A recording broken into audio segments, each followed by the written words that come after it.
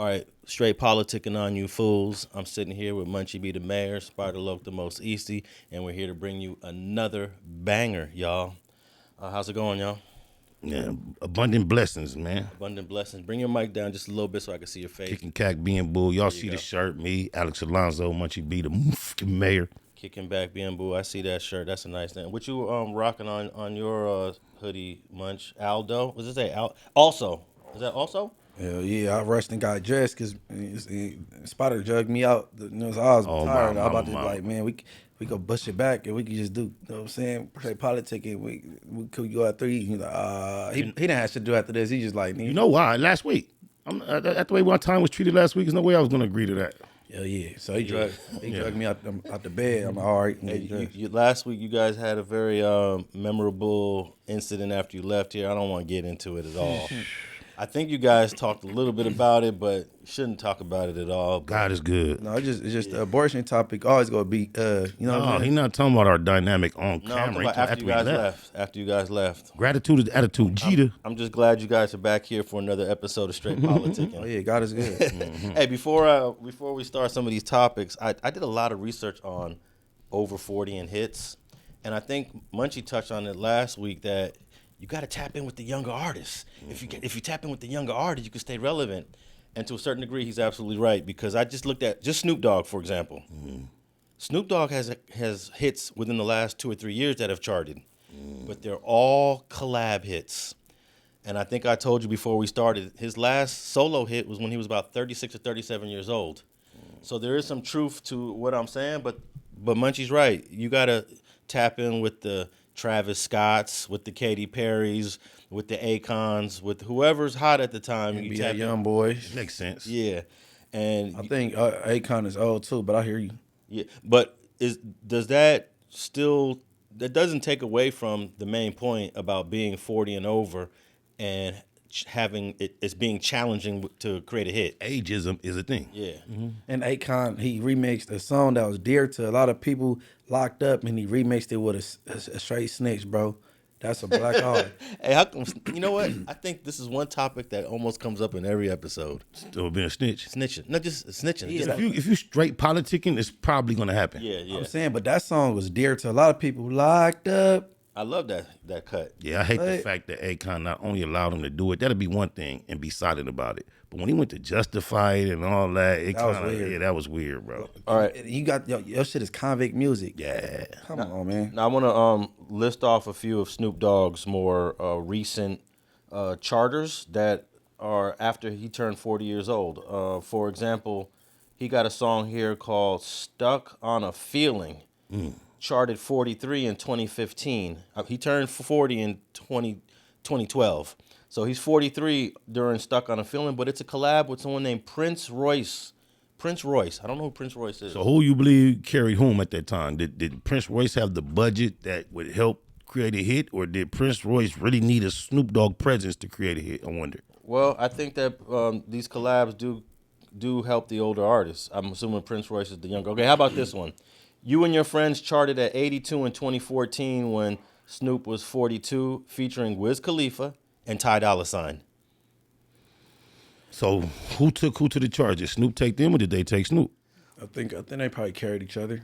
I think Snoop deserves that, though. It's not like he's a bum-ass nobody that's relying on these young people. I think he's remained relevant and put it down so long and lent his celebrity to other artists that at this time, nothing wrong with Uncle Snoop being supported by the younger audience to remain relevant. I think that's showing respect. Okay. I think without Ty Dolla $ign, that song wouldn't have charted. Let it just been Wiz Khalifa and Snoop. He wouldn't have charted. Okay, here's 2012. This is the year he would have turned 40. He had a song that charted at 100 called "Snitches Ain't ... featuring Tyga. I think Nipsey was on that. And Nipsey Hussle. Nightwood. Why you forgot my boy? Oh, why? My bad. My Yeah, what's bad. up? Man, we just did YG featuring Tyga, Snoop Dogg, and Nipsey Hussle. we just did the mark. We just did the walk for Piru, and you just forget the homie YG. Yeah, we're gonna talk about that in a minute. But yeah, man, how dare you? But I find it fascinating that all these over 40 hits that Snoop has, every single one of them, every single one of them are collabs. He knows the formula. Well, how many? Yeah, he aware of that. Yeah, he knows the formula. Let me see. Here's another one. Institutionalized came out in 2015. He would have been about 43. Guess who's on Institutionalized? Hope it ain't Akon. Let me guess. I can't guess. Kendrick Lamar. Wow. Featuring Bilal, Anna Wise, and Snoop Dogg. I don't know Anna Wise. I know Bilal. He's like a neo soul artist. That charted at 99 in 2015. K-Dot on there. Yeah. K-Dot gonna take anything to the next level. Okay, here's one in 2018. So he would have been 45. Dope Niggas charted at 39, featuring another over 40, actually. Oh, no, he wasn't over 40 in 2018. 40. Lil Wayne. Oh. Lil Wayne just is 41, 42 now. So in 2018, he was in his early or mid 30s. But us analyzing this subject and then using Snoop for a metric, does that really give us a good indication? Because Snoop is like an anomaly. He's like but if Snoop can't do it, if Snoop can't do it, makes sense. Then how difficult? It is a super difficult thing to do, to be over 40 and have a charting hit as a solo artist. Definitely. His last solo artist charting hit was 09, I believe, or 08. Now, do we think that has more to do with the consumers that create hits are more youthful, and the people that love Snoop passionately are less involved in actually spending money on music entertainment? And maybe Snoop's fans have gotten older. Of course. You know? Yeah, indeed. And music is not as important. You know, we got mortgages, we got car notes, we got kids in college. But when you collab with, you know, a younger artist, you're tapping in. Here's another, in 2022, Snoop charted 72 with a song called From the D to the LBC. Oh, you got to know who he collabed with on that one. Eminem from the D is Detroit. Yeah. And you know what's interesting about this one? It doesn't say Eminem featuring Snoop Dogg or Snoop Dogg featuring Eminem. It just says Eminem and Snoop Dogg. That's an ego clash, not negatively. Yeah. That's respect that we both are going to do this together, not one carrying the other, I imagine. And that was 2022. That was just 3 years ago. Honestly, when I leave here, I gotta listen to that because I can't picture that song sounding good. And I'm thinking that Eminem. I know Snoop turned 50 in 2022. I don't know what age Eminem would have been in 2 years ago, but both of them would have been. I think Eminem might have been over 40. So that's impressive. If Jay not on that beat, I can't really hear that song. Just like when Eminem and Snoop Dogg, the two biggest names ever in hip hop. So how impressive is it for these two guys to be able to do it together when they both benefited from the hugest budgets ever, the biggest exposures, and they've had some of the biggest runs, the biggest pass. When they unite, they should at least be able to get, you know, a third of the population to listen to their music. Hey, it charted at 72. I wanted to know. Say it once again. So that means Eminem is 51 years old. So 2 years ago he was 49. That's a anomaly right here. Two guys over 40. Actually, Eminem would have been 49. Snoop Dogg would have been 50 in 2022. Is that post their little spat they had a couple years ago or before? I don't know. But I'm definitely going to tap in with that song, From the D to the LBC. Y'all need to check it out. I want to know how old is Haley. I heard his daughter looking good. There you go. Eminem? You didn't hear that, Alex? Nah, man. Come on, man. I don't tap in with dudes' daughters. What? Everybody is somebody's daughter. What are you talking about? And this is a daughter dad here. Yeah. Haley? All right, I'm gonna get one more song before we move on. One more over 40 charting song. There got to be one more. But let me also share with the people that Snoop, in his whole career, he has been on 3 number 1 hits, and all 3 of those number 1 hits were collabs. Wait a minute, Gin and Juice was never a number 1 hit? No, Gin and Juice charted at 8 in 1994. Wow. Yeah, that's impressive. You number 8? But it just seems so huge. I just never would imagine it was never number 1. And then back then, it wasn't a lot of rap music, so he was number 8 against a lot of other genres of music. Yeah, he hit number 8 with that one. And but here's the thing: all his number 1 hits are non-death row songs and collabs. So post the death row era. Post death row era. Yeah. So he got "Drop It Like It Hot." Everyone knows that one. That's with Pharrell. I knew that was one. "I Wanna Love You" with Akon. And "California Girls," I'm not tapped in with this song with Katy Perry. Nah. That's a number 1 hit. I would have. I thought it was. Do y'all think he got an ear for talent as far as signing artists? Snoop? Right. Well, he signed the guy that I didn't think really panned out for him from the north side of Long Beach.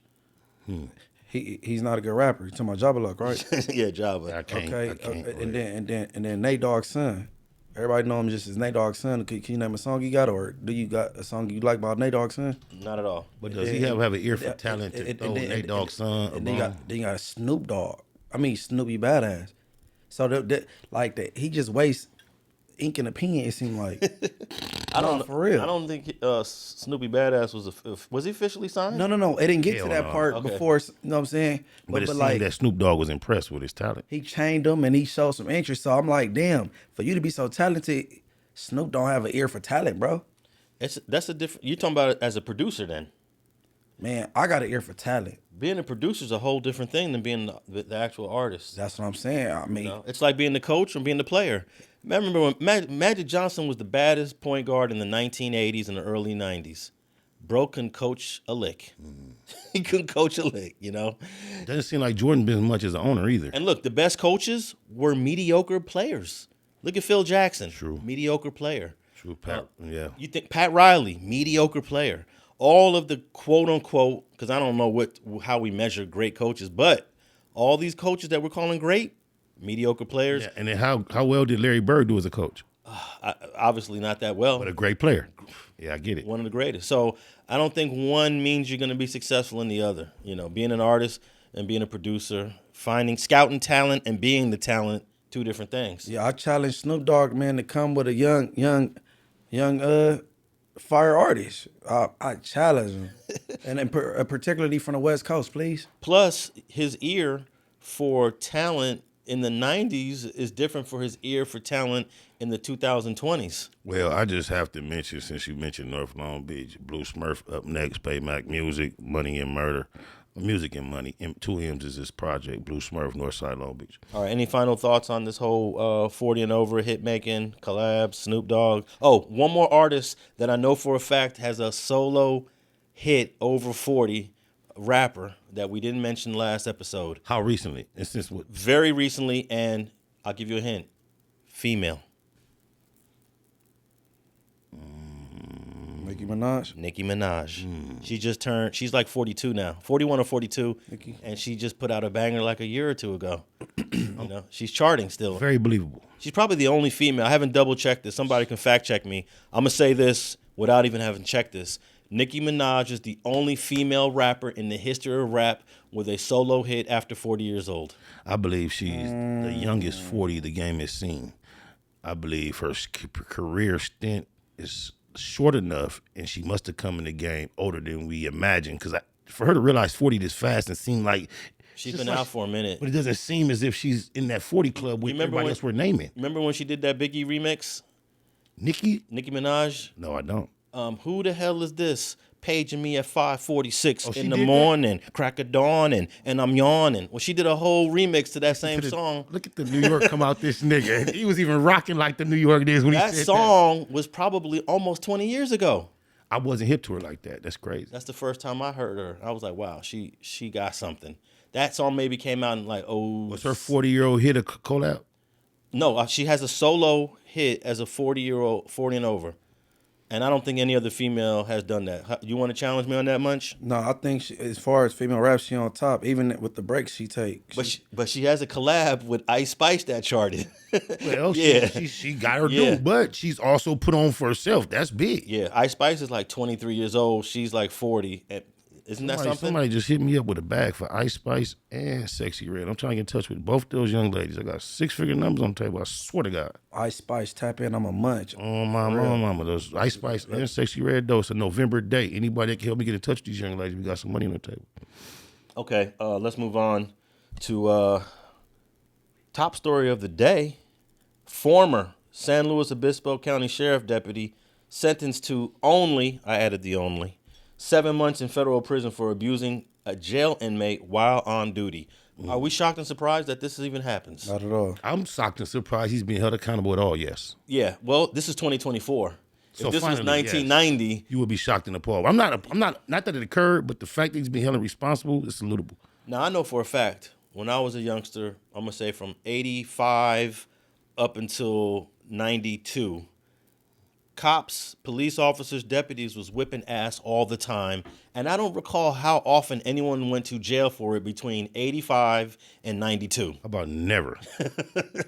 and no one went to jail until 92. Rodney King. Yeah, Rodney King was 92. First time somebody was caught on camera in modern time to make a type of noise about. I say 92 because that was the year I was a freshman in college, and I kind of didn't really witness what was going on in the street. But from 85 to 92, them 7-8 years, I saw a whole lot of police ass whooping. You was a freshman in college. I was a junior in high school. That's crazy. But I was an old freshman. Okay. I was a 22-year-old. I was a 21-year-old freshman, 22-year-old. Can you believe I felt old when I got to college? Because everybody, I'm in the classroom 17, 18 years old.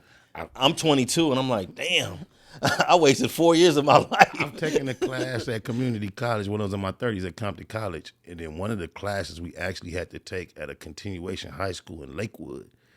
And I sat in class in my 30s with high school students, so I can relate to the feeling. Yeah. But I think it was dumb that I thought I was old. Definitely. As a 22-year-old sitting in a classroom with 18-year-olds. It's not dumb. There was a gap, perceivable gap. But when you look back, it just wasn't a wise assessment. Now the 30-year-old gap, I can see. That's a much pronounced gap. But you don't care. At that time, you were really looking at them like they're kids. And you don't care if you look old at that age. I was trying to blend in. Yeah, see, you were still that close. Yeah, I was trying to be, but I knew that not everybody was buying it. But if you just, for your sake of knowledge, wanted to take a class today, you wouldn't give a how you looked in the class. Nah, not today. But yeah, this. How about you, Munch? If you decided to take a class just because you wanted to get up on something, would you care to feel young or no? Nah, I wouldn't care about the age. Nah. Yeah, because you own the young gerbs anyway. They legal. No, I'm there to take the class. I ain't tripping. Like I ain't gonna feel. You know what I'm saying? That's right. All right. So Joshua Fischer, former San Luis Obispo County Sheriff Deputy, was sentenced to 7 months in federal prison for physically abusing an inmate in the Intake Release Center in November of 2018. Man, that was 6 years ago, and he's finally getting sentenced. Is there a video of what took place? Did you ever see it? Let me see. No, I didn't see it. Highly doubt it. Fischer pleaded guilty on April 2nd to one misdemeanor count of deprivation of rights under the color of law, and part of his plea agreement required he not seek future employment in law enforcement detail, the Department of Justice said in a press conference about the sentencing. See, this has been another problem. Cops get in trouble, they get a smack on the wrist, but then they go somewhere else and get rehired. Rest in peace, Sonya Massey is the case with the officer that took her life. So he had a history. 6 departments in 4 years. Wow. Yeah. And you know what? The George Floyd Justice Act is supposed to have that integrated in it. And for whatever reason, I don't know if the George Floyd Justice Act has passed. It hasn't. The way it originally is supposed to pass. It hasn't. And one of the things in that is stipulated that if you're in trouble, you cannot be a cop again. You know? So that's deep. In that George Floyd Act. But so this guy right here agreed. I will never seek employment as a cop again. Did you hear any reports that the George Floyd officer shaving got poked up recently? Yeah, I did hear that. Yeah. I ain't recent as of now, though. That was earlier this year, I think. Okay. Yeah. All right, so on November 18, 2018, Deputy Fischer was a correctional deputy assigned to the Intake Release Center in San Luis Obispo from January 17 to December 18. According to the Department of Justice, Fischer, oh man, this is even worse. Fischer instructed a female inmate to exit her cell and enter into an adjacent cell while on duty. Now let me stop here. This is another thing. They're paying more attention to female inmates now. You know, if you do something to a female inmate, you're most likely, if you're the victim, to get your story out there quicker and faster to the masses. Hey, Spider, he said St. Louis Obispo earlier. We was thinking about the male prison. Yeah, It's females. Yeah, this is female. And then you said intake. He start effing with her as soon as she came to the prison. Yeah, this is jail. This is not jail. prison. This is not CMC. Yeah. It's not the prison. It's just sheriff. I keep saying sheriff. That's what threw me off. Yeah, this is It's not CO. Oh, so when we heard St. Louis Obispo, we think about the state prison. Yeah, So this is local jail. The city jail. Yeah, Yeah, this is the local jail. He was a horn dog. No, he's a perverted little weirdo, and then he go his way, and he put his hands on that woman. Oh, it's beat or sexual. The shirtless inmate argued with Fischer, turned away from him, crossed her arms over her chest, and attempted to re-enter her cell when Deputy Fischer grabbed her by her hair and pulled her to the ground, explained the Department of Justice. What? See? They must got video.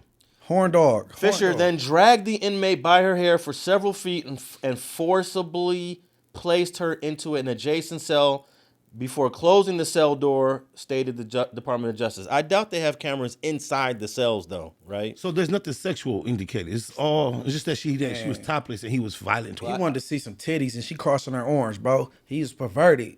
Okay, so in the plea agreement, Fisher admitted he knew his use of force was unreasonable and unnecessary, and that he acted willfully with the intent to deprive the inmate of her right to be free from the use of excessive force. But nothing sexual is described. But that is a sexual. They still gave him 7 years, though. No, 7 months. Oh, 7 months? Man, get the fuck out of here, man. I thought we was talking about 7 years. Man. Look, his employment with the sheriff's department was terminated before charges connected to the incident were filed by the U.S. District Court. And, yeah, he only got 7 months. So she, go ahead. Help me out. What's her name? We were just talking about her. Gloria? Gloria Allred. Mm-hmm. Gloria, reach out to that young lady, man. She got a bag on the table. Yeah, they don't even identify her, but she's gonna have effects of that potentially far beyond 7 years. She might see an officer and run the opposite way just because of that for the rest of her life. I spotted. Look, she was shirtless. Wow. Whatever the back and forth was, and she crossed her. It's like, bro, I bet you if we find a picture of him, he's a loser, and you could tell he don't get no action at women. Just looking at the picture. Oh, incel. I think the Department of Justice went easy on him without the sexual assault charges. I agree. It's privilege. Cool. 7 months. Yeah, I agree. And he quickly agreed, I'll never work again for a cop. And there, because he didn't want to get that sexual. That may lend to your point that there were no video. Yeah. Okay. So, hey, little mama, reach out to Gloria. What's her last name? Allred. And get your money, and then reach out to me and Sherry. Yeah, because you know you're getting a lot of money suing the whole county. What? San Luis Obispo County. She already got an attorney up there is already on this. And that's rich real estate out there. There's money out there. Hey, bro, based on she was shirtless, bro, it should have been a female deputy even dealing with her anyway. First place, you damn right. So what are you doing, sir? Pervert. I'm on your side now. You perverted real, piece bro. of... You're not even supposed to be dealing with her like that. You know what I'm saying? Where's the female? I don't like that. Hey, what if Joshua Fischer, former Deputy Joshua Fischer, is married? He probably is. Got kids. He probably has connections in the community that helps him, mitigate the consequences. I disagree. Find his booking photo, and every woman in the comments, the viewers go agree that he don't get any from any woman. Let's make him an incel, ladies. I'm on you, Joshua Fischer. I'm gonna find 7 months. That's a slap in the face, bro. I'm gonna find out. You got to find your booking picture, and I know you like a weirdo, and you never got no ass. You know, I get disappointed a lot of times when I be looking up for their mugshots, and they don't always post these cops' mugshots. I think the police union got a deal with the prosecuting office to put out the least amount of information on these deputies and cops, even though they're criminally charged, but put out the least amount. Why so? What's the excuse? I believe his will be up though, because he kind of like already kind of like admitted guilt, and it doesn't matter. They put him off the hood type shit. But I believe they always keep in consideration the shit that he can turn around and start talking about that he's aware of to the department too. No, I think the police union argue that the deputy's family is also a threat by the public. So we want to limit as much information we put out there, even though the public deserves it. So you know how many times I look for mugshots of cops and it doesn't even exist? They just you got the name, we got the name, but we don't got the picture. So I just did a quick search nope. None of these is the Joshua Fischer we talking about. Doesn't Joshua Fischer, hate to admit it, sound like one of the typical names that would be? It sounds like a name like that, bro. But what you got to do is you got to dig into this Facebook, and you'll find some photos, but they're not gonna put out the mugshot for an officer like that. Straight Politicking, the podcast, Street TV, Spider Loc, Alonso, Munchie B. Just thought I'd get that in. All right, I'm against charging for interviews, but I know you guys gonna get your money if you're gonna do an interview, right? Yes, sir. But I can't just create a system here on a platform where I'm paying for interviews. But a lot of platforms, well, I'm not even gonna say a lot. I'm gonna say a handful of platforms have started paying. And when they started paying, other people started getting noticed. Now everybody wants to get paid. I think this one guest took it to a whole nother level when he went on Shannon Sharp. Took it to a whole nother level because we have never seen an interview go so viral ever. Cat Williams. Cat Williams. Shout out to the GOAT. And I don't know if Shannon Sharp and Cat Williams had an agreement prior, but I do know that Shannon Sharp exaggerated how much he made off that interview. Initially. Yeah. I mean, if you went to, You remember what number Shannon Sharp said he made? 5 million, I think. Not possible. Yeah. It's not possible. And Vlad made what he that very said? clear. Oh, yeah, yeah. Because you're going to make about $5,000 per million views. So you do the math on that, it doesn't come out to $5 million. He might have made a $500,000 to $1 million if you do the Which math is on still that. Yeah, that's phenomenal That's for incredible. an hour's conversation. Yeah, that's incredible for one guest. And then that doesn't even count if you clipping the interview into other parts. think maybe he did all that. Maybe he taking that into account that he all the clipping he did in the full interview. Maybe he did. Yeah, but I think someone already did the fact check on that. Yeah, Vlad broke it down, but what I did realize is this. I don't think they took in consideration the long term. I think Shannon was speaking of what he had already made. Had he been speaking about the projection of what it's going to make in the long term, it might have seemed more realistic. Okay, so I bring that up because just recently, Vlad asked Marlon Wayans to come on the show. Of the Wayans brothers? Yes. The one we talked about a couple weeks ago? Of the legendary family, the Wayans. And I happen to know a couple of them. I used to dabble in comedy in the early 2000s. You are not funny, dude. So Oh, you was a Seinfeld type nigga. I'm not surprised that didn't last, nigga. You was Hold not funny. on. That's the first I I used, heard. to, I used to hang out with a lot of comedians. In fact, What you mean by dabble though? You got on stage? no. Oh, Me as a okay. comedian, never. Oh, No, that's that's what what we I'm saying. thought. You are I not dabbled funny. in the field just of comedy. being around. Being a producer, just trying to, Okay. and in the early 2000s, and met a lot of comedians. Okay, I thought you said. They actually have a sister that I thought was very funny named Shantae Wayans. I used to actually host a stand-up spot in Hollywood. Shantae used to come through and do her thing at a coffee shop. So the hosts don't have to be funny? I thought they had to shoot their little jokes in there too. No, I wasn't on stage. Oh, you was It was my spot. All right. I had cameras there. I had the mics. I had just like we doing here on the podcast, but we were doing that with comedy. Is she cute in person? I never really judged her looks, Okay. Whoa. but she was I think she was more of the interested in the other persuasion, Oh, okay. or the same persuasion, I should say, right? Okay. Is that the correct way to say it? Either or, we get your point. Yeah. So she was never someone that I looked at like that, but she was a cool girl, funny. The Wayans family's deep. Did she ever pop up on any of the In Living Color type? No, she was too young back No, then. she did some behind the scenes things or something like Yeah, that. in 1990 when In Living Color premiered, she probably was like either just born or like 5 years old. Let me think. In the early 2000s. I heard wrong then. So in the early 2000s, she was about, let's say she was in her 20s in the early 2000s. So in 1990, She was a teen, like 10. preteen. Yeah. But the family is deep. The family is legendary. And you know what Marlon Wayans told Vlad? All I saw was a title. It's about 40K, but I don't know actually what transpired. Okay, well, what happened was during an interview with Ari Spears. Y'all up on Ari Spears? Yep. Yeah, I think bro's kind of funny. Yeah, he was funny. I mean, he got some controversy too, but go ahead. We don't get sidetracked. Yeah. He did it. Vlad had it. I think Ari Spears is now a regular on Vlad. Okay. So during one of their interviews, Vlad shared with Ari Spears that Marlon wanted to charge him 40 racks to come on the show. And he said that Vlad said absolutely not. Ari Spears didn't. I think Ari Spears deliberately kind of stayed away from it. As he should. And he just listened to Vlad vent.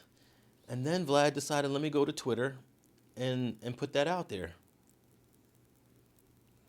Shit, you already put it on the interview. Why not? Yeah, you already put it on the interview. So let me read a couple tweets and then I'll get your reaction. So the first tweet is DJ Vlad's Twitter account, at DJ Vlad. Go. Vladimir. It says he posted, Marlon Wayans found someone with 200 followers to agree with him. Wow. LOL. Nobody on earth is going to pay Marlon 40 racks for an interview when he gets 100K to 300K views on any platform he interviews on. This guy is really delusional. What's your reaction to that? He said how many from what views to what views? 100K to 300K.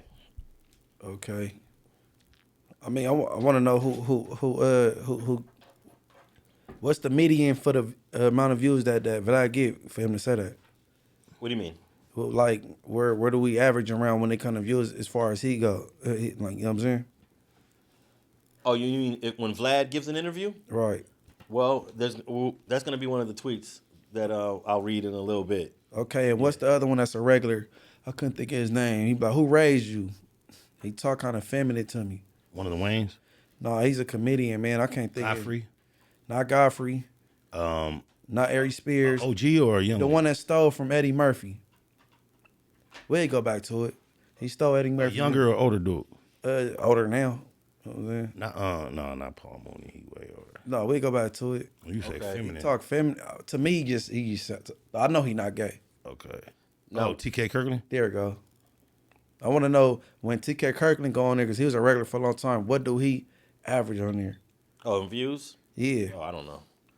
But one of the things I didn't really like about this tweet by Vlad was that saying that someone with 200 followers agrees with him. It's like we're measuring people's value and credibility and whether their voice matters by the number of followers they have. I just think it's ridiculous. So that means if someone had 500,000 followers, then that would have meant more to Vlad.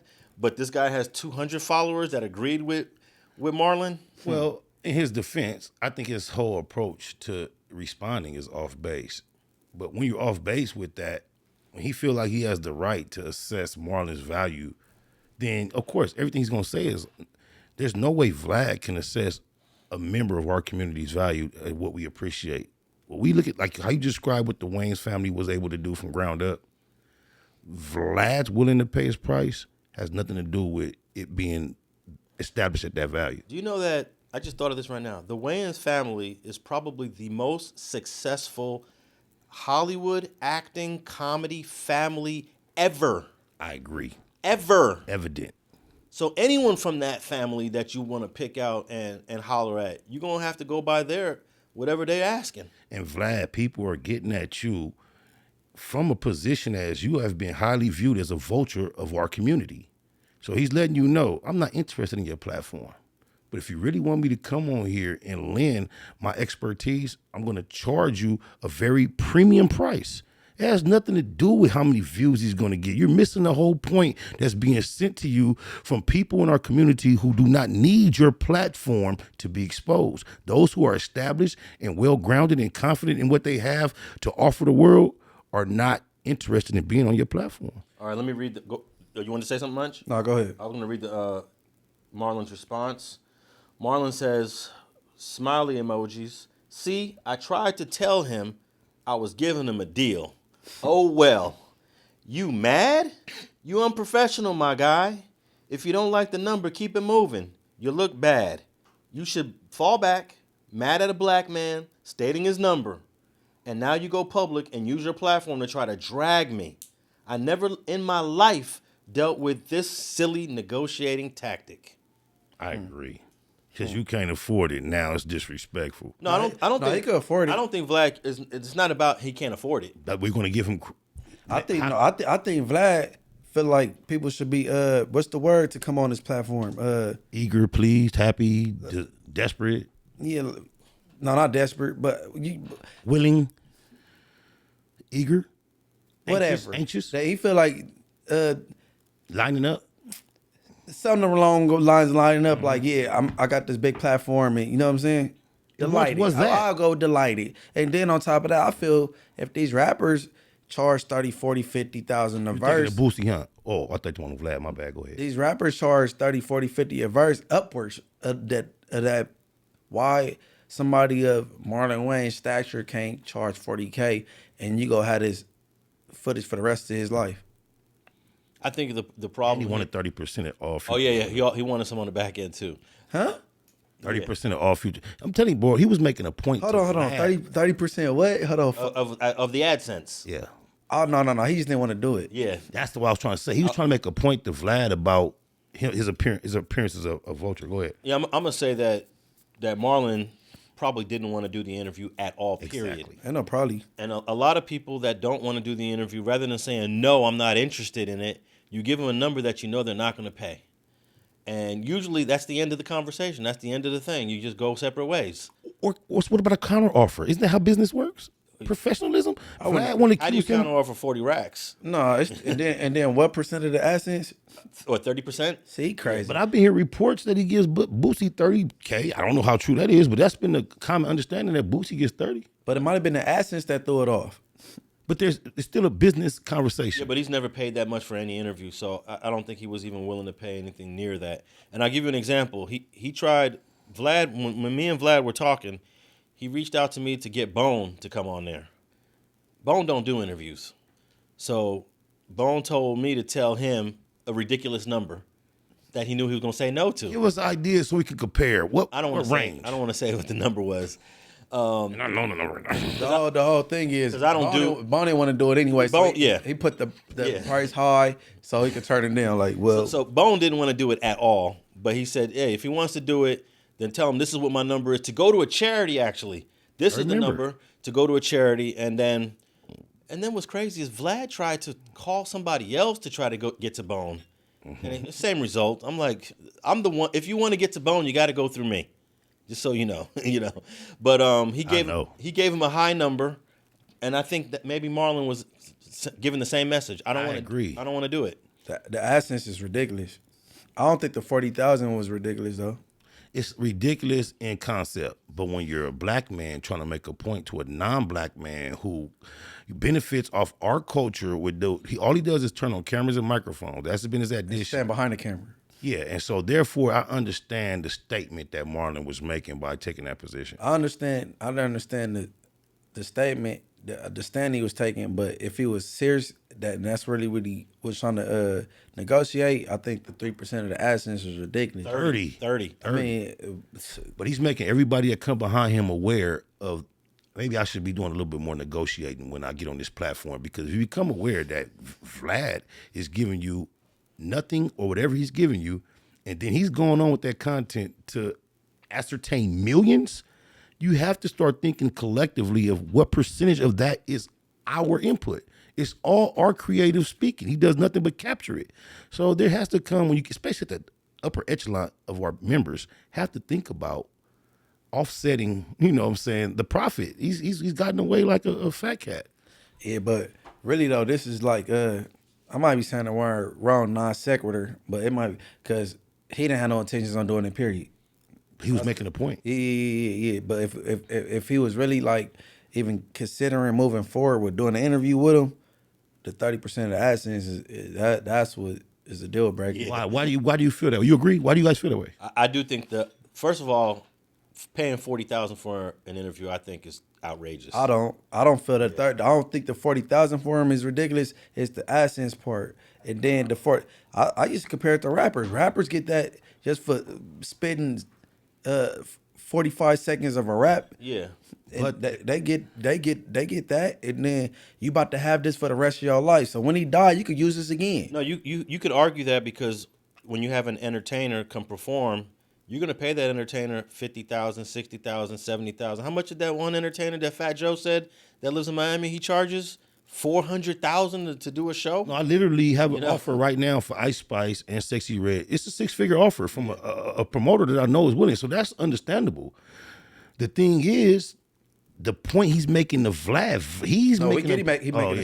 I feel why you feel like it wouldn't be fair to get at everybody like that. I don't put interviews in the same category of entertainment because interviews are supposed to be journalism. And in journalism, you ain't supposed to pay for the information. The information is supposed to come out of the interest of pushing journalism forward. But you got to realize everything is evolving. Well, guess how much money the Breakfast Club paid Marlon Wayans to come on there? Yeah, that's put it in perspective. He respects nothing. Their platform. They don't pay for interviews on the Breakfast Club. Cameron and Mace just went on $1 million worth of game.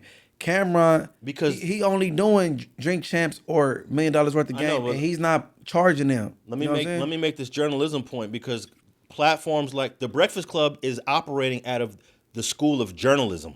They're not paying for interviews, but maybe Vlad, Nori.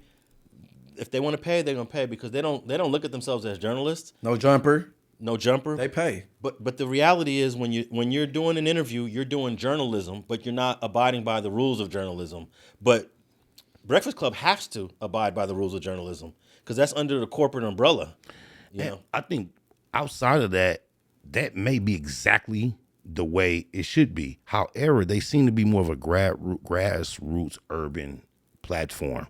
We didn't see anybody other than this from its inception. Whether the corporate side was involved with that, we saw black people. Yeah, at Breakfast Club. Breakfast Club. Yeah. So as they established themselves as a staple, we feel more comfortable going on there and looking at them as something that's helping us. Your platform, the average street artist or street member that was trying to get some exposure, change their life, tell their story, you were established. So we felt benefited by coming on your platform. You got platforms popping up every day without no type of resume amongst the community, non-black. Of course, there's going to be a charge element that's going to be immediately apparent. Yeah, I get it, because most of these platforms aren't operating under the guise of journalism.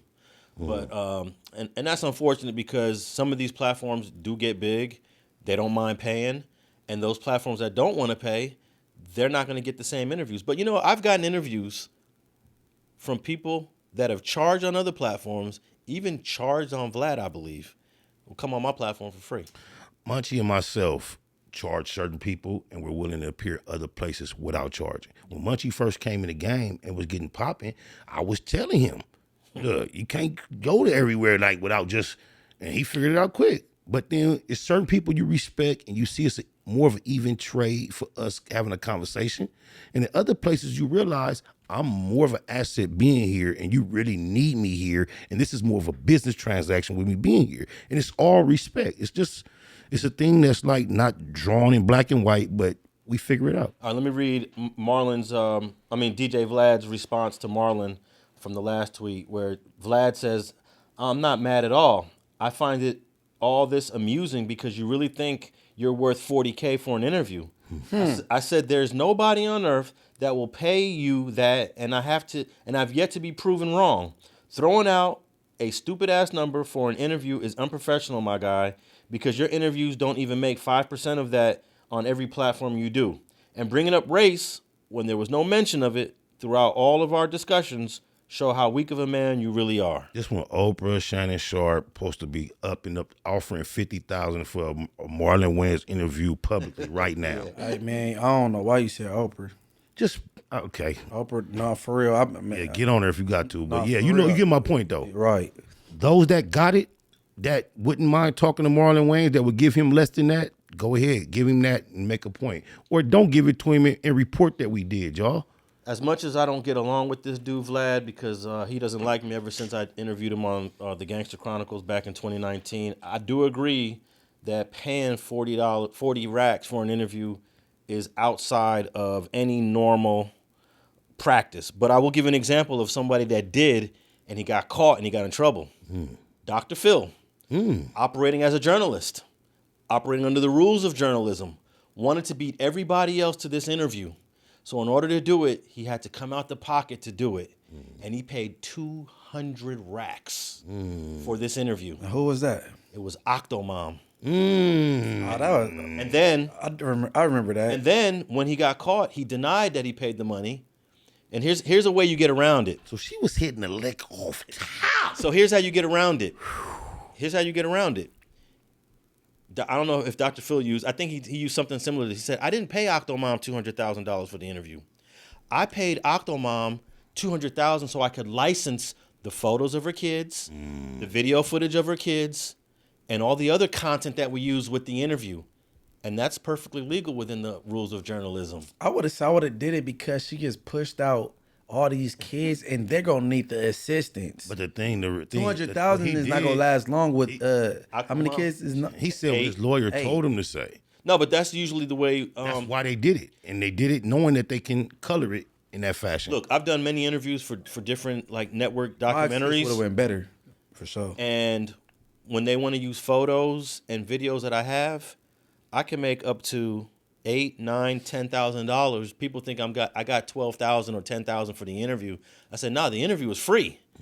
It's just that they licensed 5 photos. And is that actual or is that technical creativity to keep everything in place? Hey, it's hard to answer that because there are people that will say, okay, you don't want to pay me for the interview?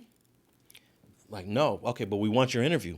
And that they have a conversation saying, all right, well, we'll pay you for X, Y, and Z, which falls within the parameters of pure journalism, just so that you can get the money that you're happy with. So did they pay for that interview? You can say, yeah, they kind of did pay for that interview, but did they find a way to pay him for something else to get that interview? That's what they did. What's wrong with the motto of compensating the interviewee? If we are aware that you're guaranteed for to turn around, get my free conversation and turn it into thousands upon thousands of dollars for yourself, where does that become a justified practice at all? Historically, paying for interviews has always led to misinformation. And it's just difficult to trust the words that are coming out of the mouth of someone that's only sitting in that chair and is only sharing the story with you because you paid them. So if a young lady hit you and said, hey, I'm the victim of a certain public crime that's been reported online a lot, it's me that they talking about. I was there. I'm dying to tell my story. Yeah. I can add some clarity to things I've heard you talk about online. And I'm from your hood. I'm from 59 East Coast. But desire some compensation, would you immediately doubt the validity of what they were stating? Or do you just think that they see the overall landscape and everything's moving and they don't want to just miss out on something they believe may be available? It's harder to trust the person that's saying, I'll tell you everything that I saw, but you got to pay me. And then also, you just turned an interview into a business transaction now. And then now you're going to say, hey, when you need some more information, next time, hit me up. So it's I mean, there's so many examples why journalism has figured out this is not cool for our field. Look at all the lies that Keefe D told on Vlad. Because he got paid whatever, $4,000 or $5,000. I just know Baby Lane ain't killed Tupac. I've been knowing that since the day Tupac died. Okay. Rest in peace, Baby Lane the Loc. You just completely went left field on that. But let me, on that real quick, we're gonna come back to the to Vlad, DJ Vlad, and Marlon. But on that, you're basically saying somebody else in that car was the shooter, not Lane. Definitely. Yeah, and that person is deceased because everybody in that car is deceased except for Keefe D. Yeah. Okay. But regarding this response to Marlon Wayans, I kind of didn't like the way he said this part right here. You bringing up race when there's no mention of it throughout all of our discussions shows how weak of a man you really are. Hey, if a man feels like his race is being questioned or his race is impacted or his race has something to do with it, he has every right to go there. It's the arrogance of the vulture, not realizing why you're getting this type of response in the first place, because we don't like, or he particularly doesn't appreciate, your dynamic with his race. It was about race when you show interest in nothing but black people throughout your whole career giving interviews. You have an interest in our race. That's obvious, brother. Yeah, and although I would never pay any amount, I do think $40K is too much. But to respond to the guy saying you throwing out a stupid ass number for an interview, because just as Munchie said, these artists make more than that for less time in many instances. Right. I can't remember the name of the rapper that Fat Joe said in Miami. He tried to tell him, "Hey, I got $100,000 for you to come perform." He passed it up. Dude said, "Hey, Fat Joe, my number's 400." Eminem turned down 1 point. On reports, I've been fully aware of Eminem turning down 1 point and 2 point for one show multiple times, bro. And what happens? When I was a student at USC, we used to get this budget to bring artists to the campus. So when I was there in the 90s, I decided, hey, I wanna bring rappers. So we brought Ice Cube. Bro performed 2 songs. 60. 30,000 and 94. 30,000, and this is 94. That's 300,000 in 94. 94 was 30. We also had what's the group from up Oakland that Pac used to rap with? Digital Underground. Digital Underground. I forgot what we paid. I remember we had Ice-T give a lecture. He had a book out. He gave a lecture for 1 hour. We paid him $5,000 just to talk to students for 1 hour. And then Sister Soulja, we paid Sister Soulja $4,000. This is all 93, 94. Remember Sister Soulja? Yeah, she was the sharpest female. Why we don't have no renditions Where's the little sister soldiers at, bro? Yeah. Oh, you know who the little sister soldier is? The coldest winter ever. Midnight. Is she fine? Erica Lachey? No, the one that's with the rapper that what's the name of that rapper that he became a nice advocate from New York. He was on Clubhouse, got into a whack once. What's that rapper? Everybody? No. Oh. Everybody getting to My son. My Okay, my son has a podcast with a sister. A sister. I'm not here. She's the new the broad, Tamika Mallory. Tamika Mallory. You know what? She's the new sister soldier. I fell in love with Tamika Mallory's passion and all that. She had gave a speech following one of these murders, and the speech was so moving. I put it up on my channel. It went viral, and about 2 weeks later, I got a copyright strike. I'm like, damn, Tamika. Yeah, that's some news she want to spread, bro. So it was like an organic moment at a press conference. She gave a speech at a press conference that turned it to be something like. She's the one though. Tamika's the one. That's why she charging us for the message. It could be her team too. You know, she definitely has a team, and they ain't playing. All right, so Marlon Wayans responds to Vlad. So yes, this has become about race. You trying to turn us into crabs in a barrel. I see your angle now. I watched you play your hand. You want us to talk shit, beef, and tear each other down while you sit back and make money. Meanwhile, you don't even show your face. Adam shows his face while he does that. Hey, what's his name again? Marlon Wayans. Salute, Brody. Yeah. You making a hell of a point in a very space that is very relevant, needs to be made, bro. All right, Vlad's response was, not only do I show my face, he does sometimes, not during the interviews though, but when I do interviews on the same platforms as you, and I think he's talking about like Breakfast Club and a couple others, here are the actual views when we did the Breakfast Club 1 month apart. You reached your peak 20 years ago, and there's an image I think that I'll have on the screen. You reached your peak 20 years ago and have been on the decline ever since. There's nothing wrong with that. But you seem to think that this is still 2004. I've been dropping facts with actual numbers this entire time, and all you can do is play this lame-ass race card in response. So keep looking in the mirror and lying to yourself about who you think you are. The numbers don't back it up, and it's true. Vlad did an interview on the same platform, I believe it's the Breakfast Club.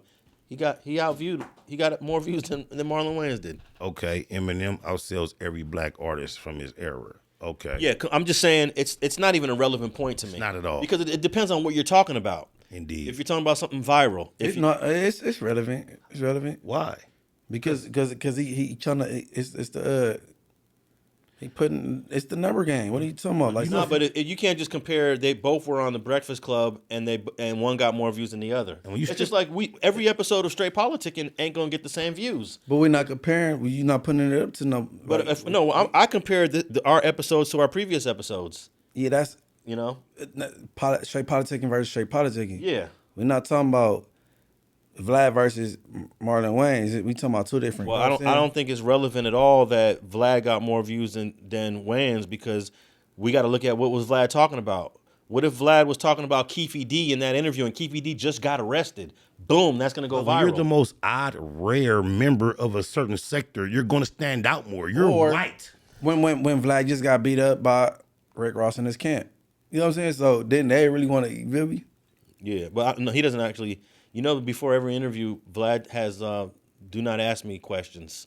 And one of them is don't ask me about that Rick Ross thing. See how he bullies our whole community about not being able to ask. He'll ask you prying questions. And I don't care to put that out there because normally I would never have divulged that. But he's been really disrespectful to me these last couple of years. He likewise. Undeservingly. Likewise. You know, I have done nothing negative to this guy. Likewise. But you want to block? He blocked me on all platforms, and I don't even follow the dude. Likewise. You know, I don't even follow the guy. And I gave him one of his first ghetto passes to these South Central streets, bro. Oh, yeah, that was in A-Trade Gangsters. Oh, my right? mama, in the A-Trade Gangsters hood, where I still got the same exact pass where me and Munchie went right after our last episode of Straight Politicking. Same exact address. So I don't mind saying that he asked not to ask about the Rick Ross, I don't know, what do you call that? The Rick Ross beating? Beat down, suing, the beat telling, down. officer work. Which I respected that, you know, on the interview. But you don't have to, as a journalist, you don't have to respect that. You can be, as a journalist, you're there to ask any question I want to ask. But this is the only reason he has a staple or a place in hip hop is because he's asked the questions that people don't quite expect him to ask. Yeah. So hey, here's a little game for the next person to interview Vlad. I will cash app you $500 if you ask him about the Rick Ross beatdown, even though he doesn't want you to ask about it, and then you post that interview. I will cash app you $500. That'd be a waste of money, bro. What, you think someone's gonna do it? No, because the response you gonna get, so it'd be a waste. What do you mean? I'm not gonna talk about that. No, he's got my lawyer advised me not to. It's still in court. yeah, he's gonna give a. Oh yeah, so that. No, I will commend the person that asked the question regardless after being told not to ask it. But you'll never get the evidence for 500 because he's gonna say don't release it. I won't sign a release if you do that. If you ask me, so the 500 is not gonna be worth it. We might have to up the number. No, what do you mean? Because the interview is probably gonna be unreleasable once they put him on the spot. And you said after the interview. Well, here's what you do. I'm gonna give you whoever was willing to do this. I'm gonna give you game. Have your guest Vlad sign the release before the interview. Okay, and then ask the question while cameras are rolling, and then post that interview. You gotta go on Funny Marco. Get him Funny Marco. Yeah, but okay. Let me read. We got one more tweet here. There's many tweets. These guys went back and forth for a minute. This is the sixth and last tweet I'm gonna read. This is Marlon Wayans responding back to Vlad. See, Vlad, this is the moment you've been begging for. I've asked you to leave me alone, let it go, but you want to kick a bee's nest. You can't compete with me, bro. I am legend, all caps. And occasionally I come off the throne to spar with peons like you. Keep going. There's levels to this shit. He talks shit for a living. And before he talked shit for a living, he did it for a living since a kid with big brothers. You don't want to talk shit with Marlon, Vlad, leave it alone. And then Marlon got to going in on body parts, and I don't like getting into all of that. What he said, he got a BBL or something? No, the hair. The hair stuff. I think Marlon posted the number of the grossing of his movies in total. Guess what the number of the total gross of his movies is? 300 million. 1.2 billion with a B. Either 1.2 or 1.3 billion with a B. How you gonna argue with a guy who's grossed over $1 billion for Hollywood? Because neither does he want, nor does he need the 40,000. He's making a point. Yeah. He letting you know what you can't afford. Whether you can afford it, he's letting you know he can outprice himself to you where he's not accessible to you as a black, excellent entrepreneur, entertainer, regardless of what you consider him. You can't afford him, bro. That's the point he was making. Salute to that. And I kind of feel like other people might fall back from Vlad. Do you think so? No. No? They would have been did it. Everybody been like talking shit about Vlad though. So you know what I'm saying? It doesn't really last. All right. It doesn't chip in like impactful out of nowhere, but I think there are sectors of influential people who have tapped out, and it's not evident immediately, but I think their followings are tapping out. Lord Jamar tapped out. I was thinking of him. Based on he disrespected the Who else tapped out? That's somebody like Munchie, Munchie not quite, like a YG, or somebody a little more contemporary that got motion, get into a disrespectful situation with him. I think the more contemporary the person that disagrees with his approach, the less effective and the less influential is a platform. Godfrey publicly tapped out. But then Godfrey is only appreciated by people that look just like Godfrey. It's kind of hard to quantify his tapping out, but he's part of it though. I noticed that Trey D doesn't appear on there anymore, but he hasn't publicly said he tapped out or something happened. Why would you think someone like BG Knockout Muslim and what he's done toward the minister? Why would you think? I thought he tapped out, but he just reappeared. Back. Yeah, he's back. He's back. Yeah. So yeah, I think Munchie's right. People are gonna pick and choose. That's the problem with our community. We've had a hard time. We don't stay on code. There we go. We don't stay on code. There we go. You know, that's unfortunate. And the reason why is because we need that 500, 1,000, 1,500, 2,000, whatever it is. Check this out. I'll tell you a funny story regarding a Vlad interview. Mob James went on Vlad first time in 2019. That's when he cried. Did super numbers. Did super numbers for Vlad. And it was like 19 million views total when you cut it up into clips. So Mob James was like, dang, that dude didn't give me nothing. But guess what? Wait, let me finish the story. Let me finish the story. Land. So me, Reggie Wright, and James were doing the podcast at the time. So we agreed, you did your thing on there, James. Don't go back on there. Vlad kept calling James, kept calling him, and James wasn't answering his call. So who does Vlad call up to try to get James to come on the show? Let me guess. Police. You. He calls me up. He's like, Alex, James is not answering my call. I said, James is not interested in going back on the channel anymore. He said, well, tell him I'll pay him this time. I said, well, how much? 1,000. I'll give him 1,000. What? I said, all right, I'll let him know. And so I went to James. I said, James, Vlad hit me up, offered 1,000, but don't take it, please. We're going to stay on code. We're going to do the Gangster Chronicles. We don't need to go on that show. About a week later, I'm watching Vlad, and I see Mob James. He didn't even tell me. Were you able to confirm what he got paid? Vlad told me what he was going to pay him. No, he didn't use you to negotiate. He used nobody to. I don't know if James negotiated, but James is not a negotiator. Reggie, if you let Mob James go out like that, Reggie. So I was a little disappointed because I told James we don't need to go on these platforms to build what we got. But then after I said, James, why'd you go on? He said, I needed the 1,000. The Dowie. So, I'm not knocking. So here's the thing: whether it's 1,000, 5,000, 7,000, 6,000, us as a culture, us as a group, we always need that money. Right. So it's hard to stay on code, and I'm not shitting on James for needing that 1,000 because I need the 1,000 too. But don't you? We all need 1,000, Don't you right? proceed to disrespect from Vlad when he's hit that many licks? Give a legend 40, even if you don't make it back. You didn't overkill the culture. I agree that if you really want the Marlon Wayans interview, it's not about profiting off the interview. You made it off It's the about Marlon. securing this interview. Thank you. And now you have it on your platform for years to come. Thank you. And even if it only makes 2,000 or 3,000, you got the Marlon Wayans interview. But here's one reason why you don't do it, because Marlon Wayans is gonna go on the next platform for free. And how embarrassing is that you had to pay all of this? It's only embarrassing when you go public and acknowledge it and make it a thing. Yeah. One man's transaction with one man really look. Ice Cube is an artist that can go anywhere and get 6 figures for a verse. He's made it public. I didn't know this was his practice. He's never charged for a feature. I received a verse from Ice Cube that cost me no money.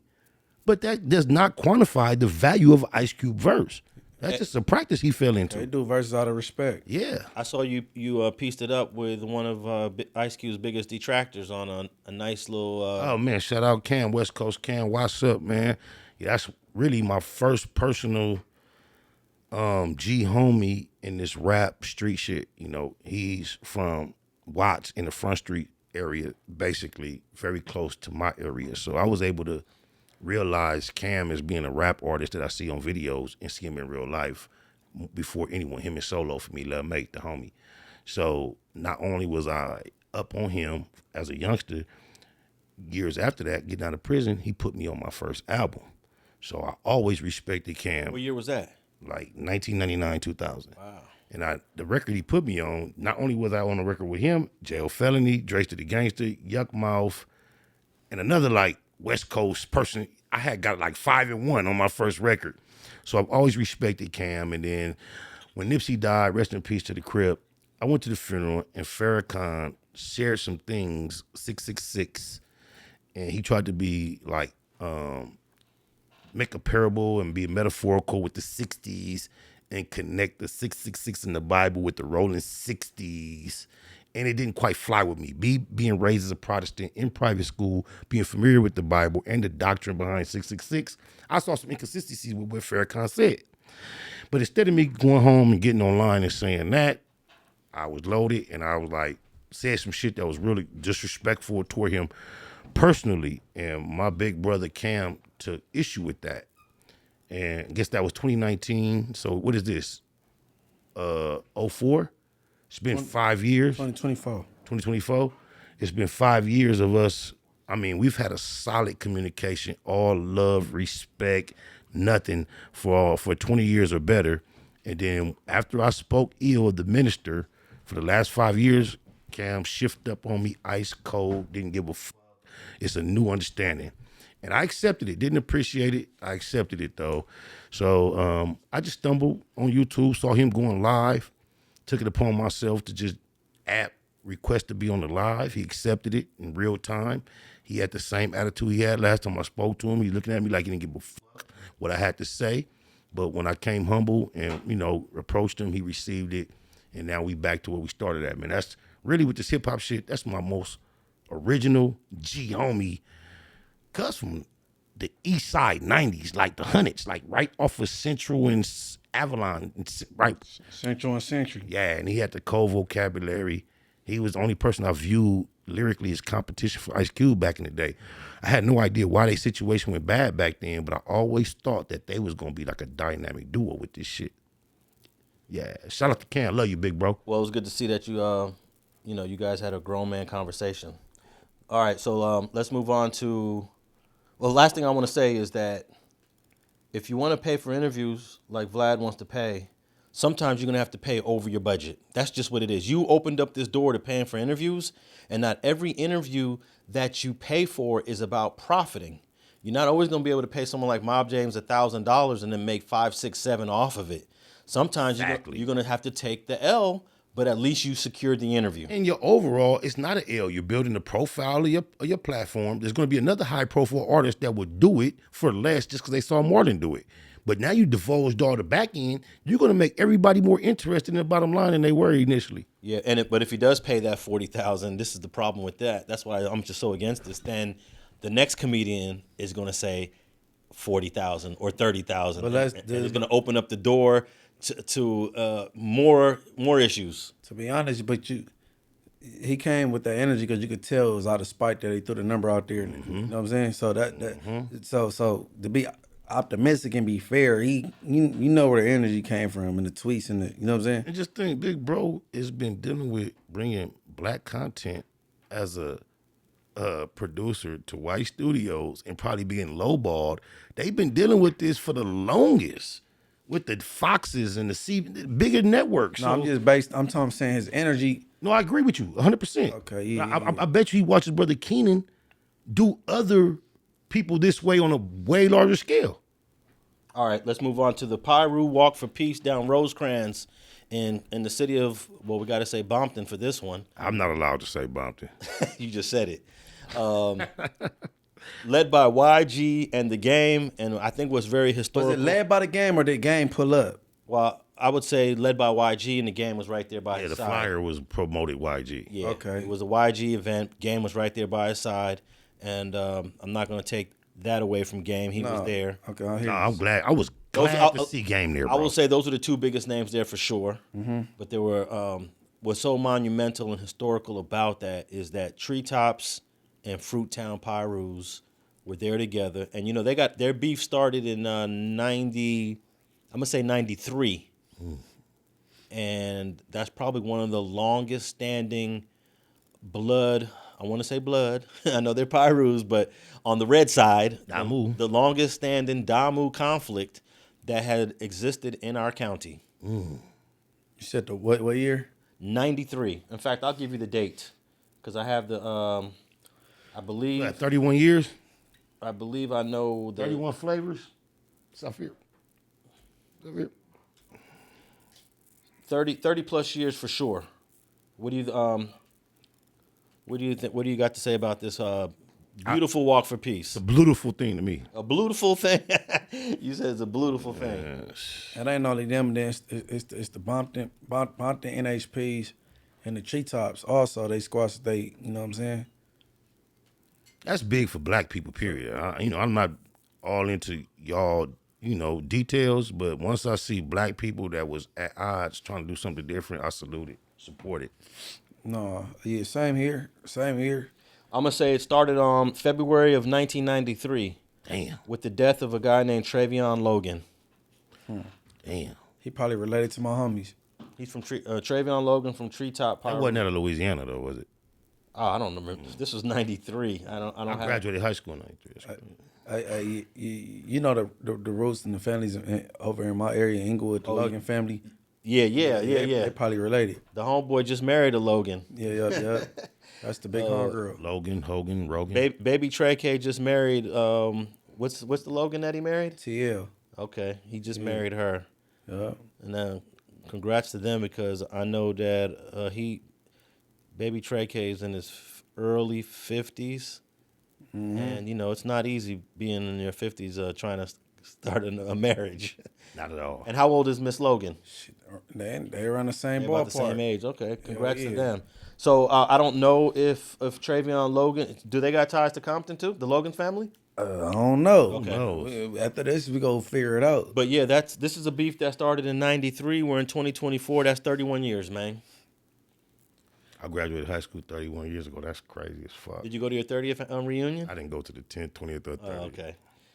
But I mean, gosh, you guys are kind of quiet on this. This is like historical, monumental. This is you don't see too many of these type of. I said it's a beautiful thing. No. I was happy to see Game there. No, it's big. No, it's big. It's more work to do. It's big though. So this was in general Piru statement. We coming together for the overall. Was the biggest Piru online there present? Anybody know? What was the biggest Piru? The most popular vocal, visible Piru. Okay, because you real punctual. I'm gonna get it right. You know the. Well, I'll tell you this. He's not the biggest Piru. Ayatollah Marv was there, and he's pretty popping Shout out to online. the homie Marv. He's the elder Piru. He's the oldest living Piru. Marv was there. Wally the Sensei was there. Is he tapped in with the Pirus? Definitely. Wally from West Side. I didn't know that. I got his line right here. He don't rap like that. We got to get. I know he doesn't do gang rap. No, go get Wally up here. I'll holler at him. So Wally the Sensei was there. Yeah, he from the West. Of Shout out Wally on Inglewood. Who else was there? I saw Wacko. I saw Wacko Jay there. was there. I saw John T. John T was there. Shout out Wacko from the Deuce. Oh yeah, shout out John T. He was in the bounty jail with me, Fruitless. But there was a guy that was absent. Who was that? Oh no, honey. Now that you think about it, of all the Pirus that To the rest of the world, I'm not talking to LA County, not talking to California. Anybody from around these state cities who trying to figure out where old boy fit in, YG, the youngest popular influential Piru, just made a call in peace and respect to all Pirus / Damus to pull up and let's function. And if this nigga was anything as he claimed to be, there's no way you're not supposed to be there, bro. On my mama. I felt bad that I wasn't there. I wanted to pull up, but I was doing my family thing. I just say, if you push Piru as hard as you, because he don't even say 2 P's in the beat. Right. If somebody asks where you from, I'm Piru, straight across the board. So I feel, Whack, you should have been there. You say you walked 9 prison yards for this. You did X, Y, you didn't put your life on the line for this P thing. I think you should have been there just to promote peace amongst the P folk. I mean, I wasn't there. You know what I'm saying? But I know you say it's all the same, but you ain't a Piru, respectfully. I'm a blood brim and Piru. But if I'm just saying somebody that speak how he speak and he put the P first, I believe he should have been there. You know what I'm saying? Likewise, and I'm not saying that disrespectfully. Maybe he had other obligations. Other obligations, maybe so. But as hard as he pushed this P thing, from Pacoima to Bompton to bro, I just think he should have been. So there. you being a representative of the B team, right? You believe, just with your general understanding, he would be received, welcomed with loving arms, or do you think it'd be a questionable thing for him to even try? If you doing the they was walking on some P shit as far as Piru go, but you facilitated a DP with Snoopy Badass getting beat up by 4 West Sides.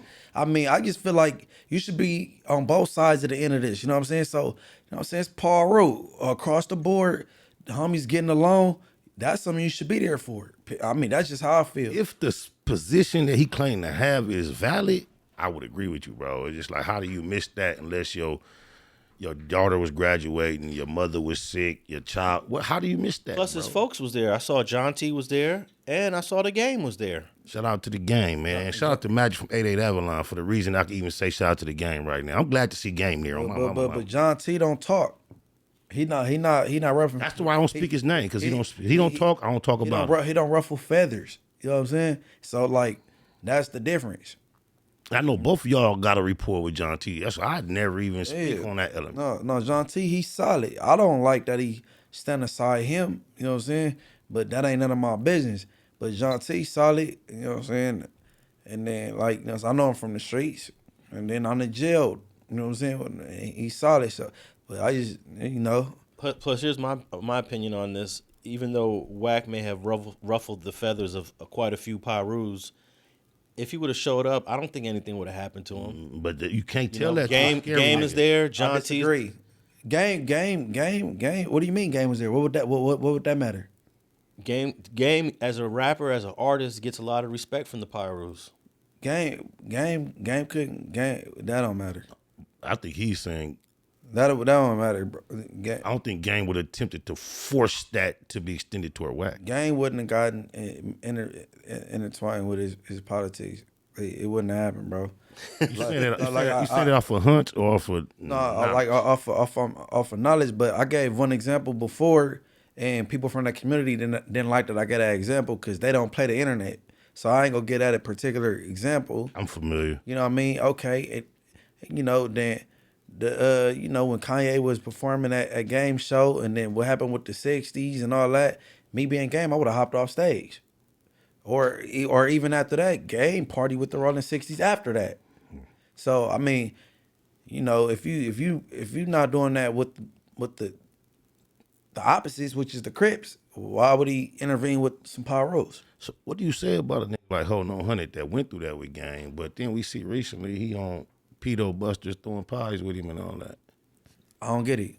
They just went viral. I don't get your vernacular with that one, bro. People that be trying to meet minors online. Oh, okay, yeah. YG just did that. But YG, but then Dummy Baby Dot did it with him. Okay. They was getting up on a little pedophile. Game and Hold On 100 did one. Okay. But knowing like what you just said about the concert and the way all that played out, right? Why is Hold On 100 so comfortable still be up under Game when he can be? Because it's a business. They got some contractual obligation or something. No, it's the business. The same reason why stump down homies that I have no smut into the general public as far as the Bloods go, they good homies. They still stand by him, although Wack do faulty things. You know what I'm saying? I mean, it's all monetary. That's what I believe. You know what I mean? But everybody go follow my YouTube channel. It's Morals Over Money 92, and I stand on that. That's just me. Okay. I don't think I got anything else to say, but it's great to see. No, it's a good thing, but the unity. That unity was incredible. But the next thing, I love it. It ain't no difference with me though. It's all the same. But next thing we gotta do the blood walk. We need the villas. We need the villas and the Pablos. When y'all hear them say that, y'all know when we talking about walking, the most normal, natural thing to hear is the Crip walk. So if they gonna do all that, y'all, Keyway Nation, holla. The Compton Crips need to figure out how do they get to the same? No, this should be motivation for the 2 C's though. Yeah, but it's not gonna happen. But this gonna be a little bit the Compton Crips. It's not gonna happen. I don't know if I'm out of bounds speaking on it, but I'm just a nigga from the nosebleeds. It'd be a little bit more difficult. Well, Munchie, can I be a Los Angeles Loc and a Compton Crip, and I will speak on it. Go ahead. It's not happening this year. It's just for the that Compton there's so many different conflicts between the Crips and Compton. Yeah, 2024 won't be the year. With the Pirus, you just had the Treetops, the Fruit Towns. What was the other conflict you mentioned? Treetop and NHP. But you know what? I'm not sure with the presence of the mobs and the looters was during this walk. I'm not sure either, but it's gonna take a little bit more. Yeah. But so you saying that Treetop Fruit Town shit was more original than the Mob Looters split? The mob looters is more recent. That started in 2004. Oh, okay. But it's the more. Treetop Fruit Town started in the 90s. I don't remember that being that long. That's deep. Man, I don't either. But they say that date though. But I moved to Compton in my earlier years, and I remember Treetops and Fruit Towns intermingling. But I don't never challenge it because I'm not Fruit Town or Treetop when I hear it. You know what I'm saying? I thought it happened later, but I'm not here to debate that either. Listen, I lived in the Fruit Towns on the street where Fruit Towns at, and Slim 400 walked down my street every day to go sit on the girl's porch next door to my house and wait till they came outside. You know, Slim was way more of a politician than he was like a banger. He used to, I found him in the op hood, like hanging with Crips. No. Regularly. And that's how I know a few track news because of Shout out Russ, Park Bow, the main two. And shout out Russ and Brandy. I don't know Brandy hood name. You know what I'm saying? But me and Brandy good people was like Track new? Yeah, like I met like a few track new females, Russ, you know what I'm saying? Like Yeah, messing with my Yeah, Russ turned me on to Slim early. Yeah, I appreciate it. I was in the county jail with Russ. Russ slept right next door. Right next. He the bunk next to me. Like Russ, my good Stay people. on Spruce. Track New Crip. Yeah. I'm not 100% certain that the Treetop Fruitown Piru beef is consecutively from that 93 incident. I believe it. It might have been kind of on and off, and then it got to a point where it was just on. Okay, makes sense. We'll have to. I'll definitely fact check that for the straight politicking listeners next week. I do know that Logan homicide in '93 was related to it. I'm gonna say. Oh, go ahead. Go ahead. Shout out Big Bootaroo and my nigga King Troop from Treetop too. Much love to my niggas. Yeah, free Troop. And you mentioned another Piru that were there, the neighborhood Pirus, and shout out Low Key and Joker from neighborhood Piru. Munchie? Oh yeah. The bump the NHPs and the Treetops. They ended they feud also, and I spoke on the phone. I ain't gonna say his name. He got a life right now, and his brother. He from Treetop. His brother got killed in the war. You know what I'm saying? Like, and I spoke to him, and I didn't know that's how it started. You know what I'm saying? I was hollering at him. You know what I'm saying? Through some homies and stuff. But he appreciate the peace too. Still, the niggas that's I haven't talked to him since then, but I would like to, and I'm gonna make it my thing to talk to him. I want to hear how he feel about it. You know what I'm saying? But you know, some people got the forgiveness in their heart. Well, it's gonna take a little bit more effort to get the Crips to kind of in Compton to unite. And some time. It's gonna have some time. I would say start, and this would be hard. And we ain't gonna do that Skip spot because we not go. Don't shoot my homie Skip by accident with this. You know what I'm saying? I would say ATF, Nutty Block first. Not gonna happen. See, that's what I'm saying. Everybody always say that. There's two G niggas from Southside and Santana that sat down recently online. I saw it. My nigga, I know Cuz too, from my cousin Stay Slow. I can't believe I ain't missing your name. You know I know you, but it's an OG nigga from Southside sat down with a G nigga from Santana. I ran across that on YouTube. I didn't click on it. But I can't believe that the homie from South name is skipping my mind. I know him real good. He a money having, business having nigga, but he sat down and and I've been knowing him for years. It's just skipping my mind. But even if you start from the bottom, it'd be cool, man. I wouldn't even call this the bottom, but man, Park Village and Santana. You know what I'm saying? Let the y'all gang and my locks, they holler, get their thing rectified, and then go from there. You know what I'm saying? Since we online, as we speaking about that, the only person I know to acknowledge, Baby Gangster. We saying this out of respect. You a G homie. We would love to hear your thoughts on how you think this shit's supposed to go, or if that's even possible with y'all in the South. I see. Oh, you know he's with it. Original CC Rider. Yeah, my mama. Yeah, and Skip Townsend actually was there, and he got some great content of that walk. He got like 200,000 views in less than 24 hours. Yeah. So if you want to see some great footage of that walk down Rosecrans, tap in with Skip Townsend's YouTube channel. All right, let's move on to Nicki Minaj, man. I wanted to talk about this Nicki Minaj lawsuit that she won. And she won this last year, but I think it kind of lingered on to some other legal issues, and she won that too. Oh, she won the lawsuit, but then she wanted the blogger to do a retraction. She didn't want to do the retraction, so she won it. So now the blogger has to do the retraction. On what? What blogger? About what? Okay, let me read this to you. Nicki Minaj has reportedly scored a major victory in a settlement with a blogger who accused her of serious misbehavior. And let me throw this in. This is all on YouTube. This is YouTube stuff by this blogger. Nicki Minaj settled her suit against a blogger named Marley, quote, Nosey Heaux, unquote, Green. She goes by Nosey Heaux on YouTube, and Heaux was spelled H-E-A-U-X. You beat me to it. H-E-A-U-X. I guess that's so that you don't get dinged by the copyright stuff or all that inappropriate language, right? Isn't that a unique way to spell Heaux? I don't know why that was going to be said. I knew it. Okay, so Nosey Heaux, Noseyheaux, a blogger who posted a video about Nicki back in September 22 claiming that she was a cokehead. All right, and it continues here. The terms of the settlement include Nosey Heaux admitting that everything she said about the pink print rapper, Nicki Minaj, and cocaine was untrue, and that she had no evidence for her claims. That's it? In addition, Nosey Heaux cannot say another thing about Nicki and cocaine or her child, or even retweet comments about the rapper doing anything illegal. Each violation will reportedly cost Nosey Heaux 50 racks.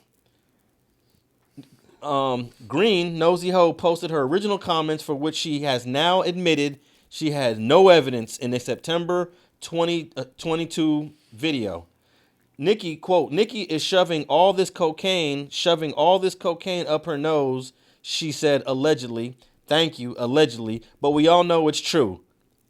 Listen, I can't even say allegedly with that because we all know it's true.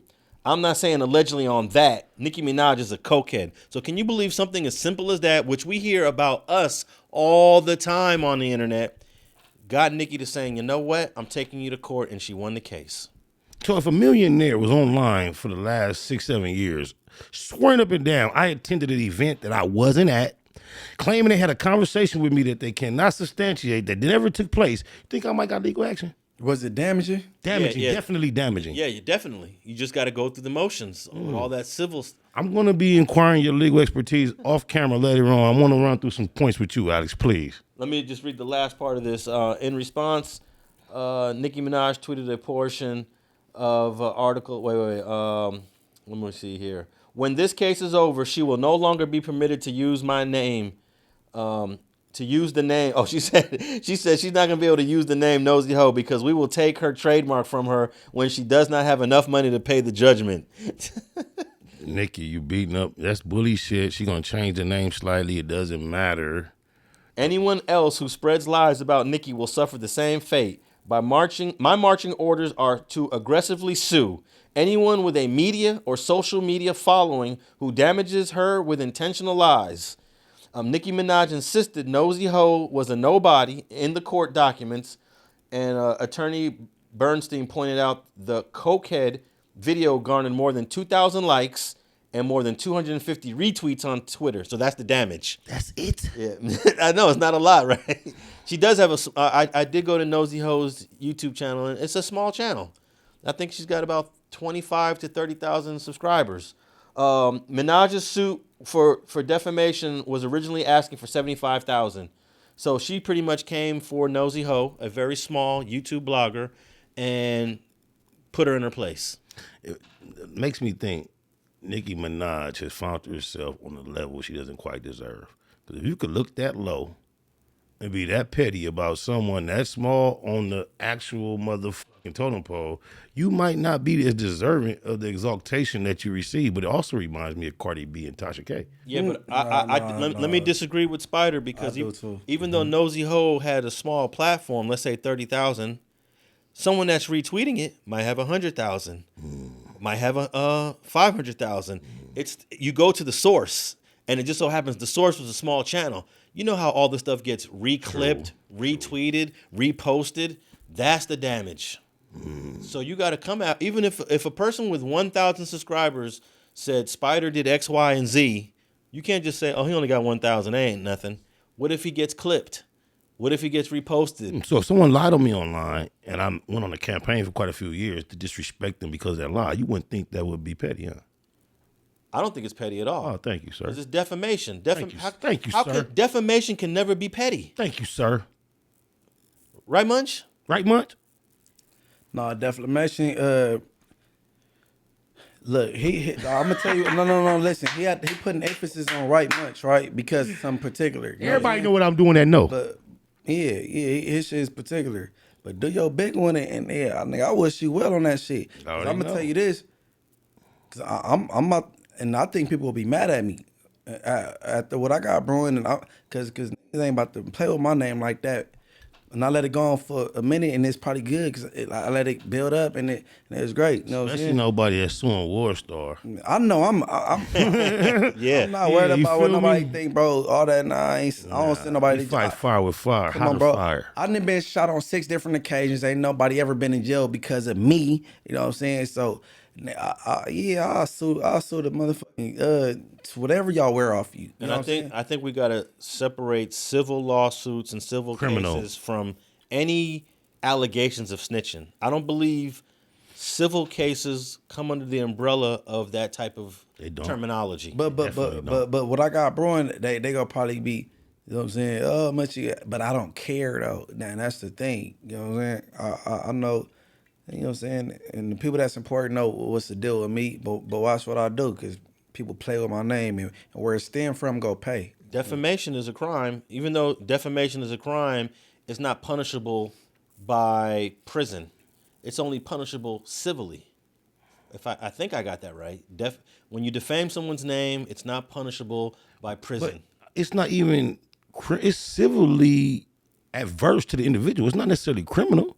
Civilly, you have. It's against the law. Yeah, to but defame someone's against the law. Therefore, it's a crime. The civil law and criminal law is two different laws. Yeah. So you're civilly in violation. Yeah, defamation probably falls under definitely non-criminal conduct. Civil defamation. But it's against the law. And I ain't deserving But of if it's against the law, it's a crime still. It is? I'm just saying that. But it's civil law to violate civil law doesn't make you a criminal. Well, the question is defamation a crime? What do you think? No. A crime is anything against the law. So you actually No, the criminal law. Criminal law. And you know what? Each state is different. It says here, defamation is not a criminal offense in California. It is a crime in 23 other states. But I definitely hold on. You got to remember, we live under 50 different governments. see, You said defamation is not a defamation. I'm looking it up right now on a legal website. Slander and defamation is the same thing. But see, the thing is this: being a civil violation doesn't make it a crime. Crime are criminal elements. So basically, you're not going to go to jail for slandering or defaming someone in California. Okay, I heard but in you these wrong. 23 other states. And it doesn't count against your record either. Even if you get probation, it's no criminal. Yeah. Yeah. Okay, when you said crime, you talking about on the criminal side. My bad, I Yes. misunderstood. But in 23 other states, you can go to jail for defaming someone's name. It's the difference between being civilly and criminally illegal. I don't know what you mean by that. Things can be illegal. Okay, E40. I'm asking the expert, Alex. I'm asking, is there a difference between criminal and civilly illegal? They both can be illegal, but one of them is criminal and civil. Yeah, in California, there is a distinction between defamation is considered non-criminal in California, but in other states it's criminal. Shout out to E40, but I don't think he can fuck with me with this shit. Hey, but guess what? This California, this Hollywood. So if defamation was on some criminal shit, everybody be in jail. Yeah, it's not. This Hollywood. Yeah, but I'm sure in these 23 other states, I don't know how many people going to jail for. I haven't. Have you ever watched the news and heard such and such just got sentenced to X number of months or years in prison for defamation? We don't even look out for that type of shit. The biggest shit we ever heard was Tasha K and Cardi B. Yeah. What state is Tasha K in? That's in New York State. So. Do Tasha K got ass? I know I'm off subject. She My got some bad. big old titties and some pretty teeth. I don't know if they really not. All right. All right. So I brought up this Nicki Minaj case because we're in an era on YouTube where a lot of content creators are running up views by defaming people, by lying on people, Right. by telling mistruths. They call it content. I've been a victim. And I'm gonna say this right now on my channel: I have never defamed any individual ever. No, I have never lied on any individial on street TV. Either. Could we get the definition of defame?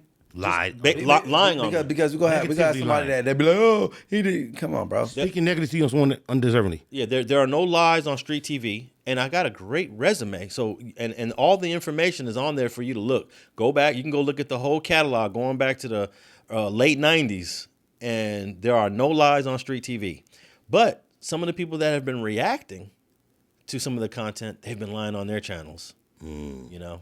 So I think at some point in the very near future, I might slap a defamation lawsuit on one or two creators. Man, I'm about to. Quote unquote creators. I'm going to need your assistance in doing so, especially to react to a Father's Day announcement I got this year that really just blew my mind. I responded. I saw a certain guy sent me a text. It looked like a card thing, a gift. It said, Happy Father's Day. I responded, like, what the fuck? Happy Father's Day. And to come to find out it was a feeble attempt to do some bullshit, copyright shit. So I want to talk to you about that. All right, man. Let's move on to our last topic, Blacc Sam.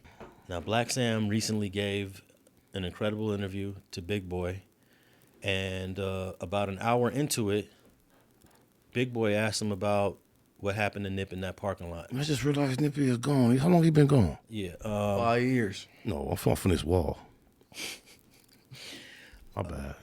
The interview that Big Boy and Blacc Sam did, it kind of reignited a lot of the conspiracy theorists that kind of went away after Eric Holder was found guilty back in 2022. Now, let's keep in mind, Nipsey was killed in 2019. That's 5 years. 5 years. It's been 5 years. Blacc Sam gives the interview, and now there's just so many people reacting to this interview. In fact, we got 2 clips of this interview. Let's play clip number 1. Throw it on, at some point, do you feel like any of this is worth it, or were you ready to throw it all away? Oh, no, man. Not 100%, like, crash out, broad daylight, whoever. And, we start figuring out who the streets was saying it was, and, that's what the whole unit was like, where's this nigga at? And, that was the mind space at that point. Yeah. Aside from just dealing with, the reality, but it was go time, man. And, they're gonna make sure the kids is good, make sure his kids is good, and make sure we keep going. Is it as random as what the public thought it was? Like, Nip seen somebody, Eric, and talked, and... I mean, he already got convicted, so for me, without going into too many details, somebody come to the shop. They know we in the doorway. When Hustle pull up, we in the doorway. You gonna see me with a hoodie on, and I got a pistol on me. You gonna see one of the team members in the hoodie in the doorway with a pistol. That's protocol when Hustle pull up. So it's Sunday. It's busy in there. Why the in there didn't follow the protocol? I wasn't there. Why they didn't follow it? Maybe they was fucking around helping the customer, doing some fucking customer service. This is what I'm thinking, trying to, transition into some legitimate, just selling clothes. But nobody was in the doorway. And from my understanding, old boy walked up with no shirt on first to check the scene, because he know what's going on in that parking lot. And had a conversation, probably seen nobody was in the doorways, checked Hustle had on shorts, checked everybody else, left. They say came back with a red shirt on, tiptoed through the alley, and went right and started shooting. So to me, that's premeditated. Number one, there's no red shirts in the hood. You can't buy no red shirt. No liquor store sell no red shirt. Number two, when a nigga come through the alley with a red shirt, that's the throw off, or the Bloods did it, or the Inglewood families did it, or the BPS. That's the throw off, red shirt. So for me, he felt he was supposed to do a job, or somebody sent him or whatever, and he was nervous. He was supposed to hit that alley with that red shirt immediately, but he didn't do that. He came in and he wanted to check the scene. He wanted to make sure he wasn't getting into a shootout. And that's my thoughts on it. All right, man. There's a lot there. Big boy got some big ass hands. Go ahead. There's a lot there that Blacc Sam got the conspiracy theorist thinking. First and foremost, he is alluding that somebody sent Nipsey there. And with all due respect to Blacc Sam and the family, this case has been investigated like no other case can be investigated. We're talking about cell phone records, communications, search warrants, seizing cars, everything. In connection to a crime that happened on camera. Go ahead. Yeah, to a crime that was caught on camera from beginning to the end. So here's the thing. I'm going to disagree that anybody sent them for a variety of reasons. First and foremost, who knew that Nipsey was going to pull up at that shop in the first place? At that time, he pulled up at, let's say, 2:50 p.m. on that Sunday. So if you think someone sent them there, well then the list is short of how many people knew Nipsey was going to pull up there at 2:50. And from all the testimony and from all the evidence, very few people, if anyone, knew Nipsey was going to be there at 2:50 p.m. He pulls up when he wants to pull up. Now, I do believe maybe Rimpaw was in that parking lot waiting. It looks like Rimpaw, maybe Nipsey and Rimpaw had a rapport. So now you saying, if you believe that he was set up, then you believe Cowboy's part of the setup. You believe Rimpaw's part of the setup. And the boy sends it there. And there's no evidence whatsoever that there is a link between any of these people and the conspiracy to kill Nipsey. That's the first thing I'll say. Blacc Sam said, and he just glossed over this, they had a conversation, and then he just continued talking. That conversation is crucial. That conversation is critical. That conversation changed the whole tone, the body language, the demeanor. If he was not sent. If he was not sent. That conversation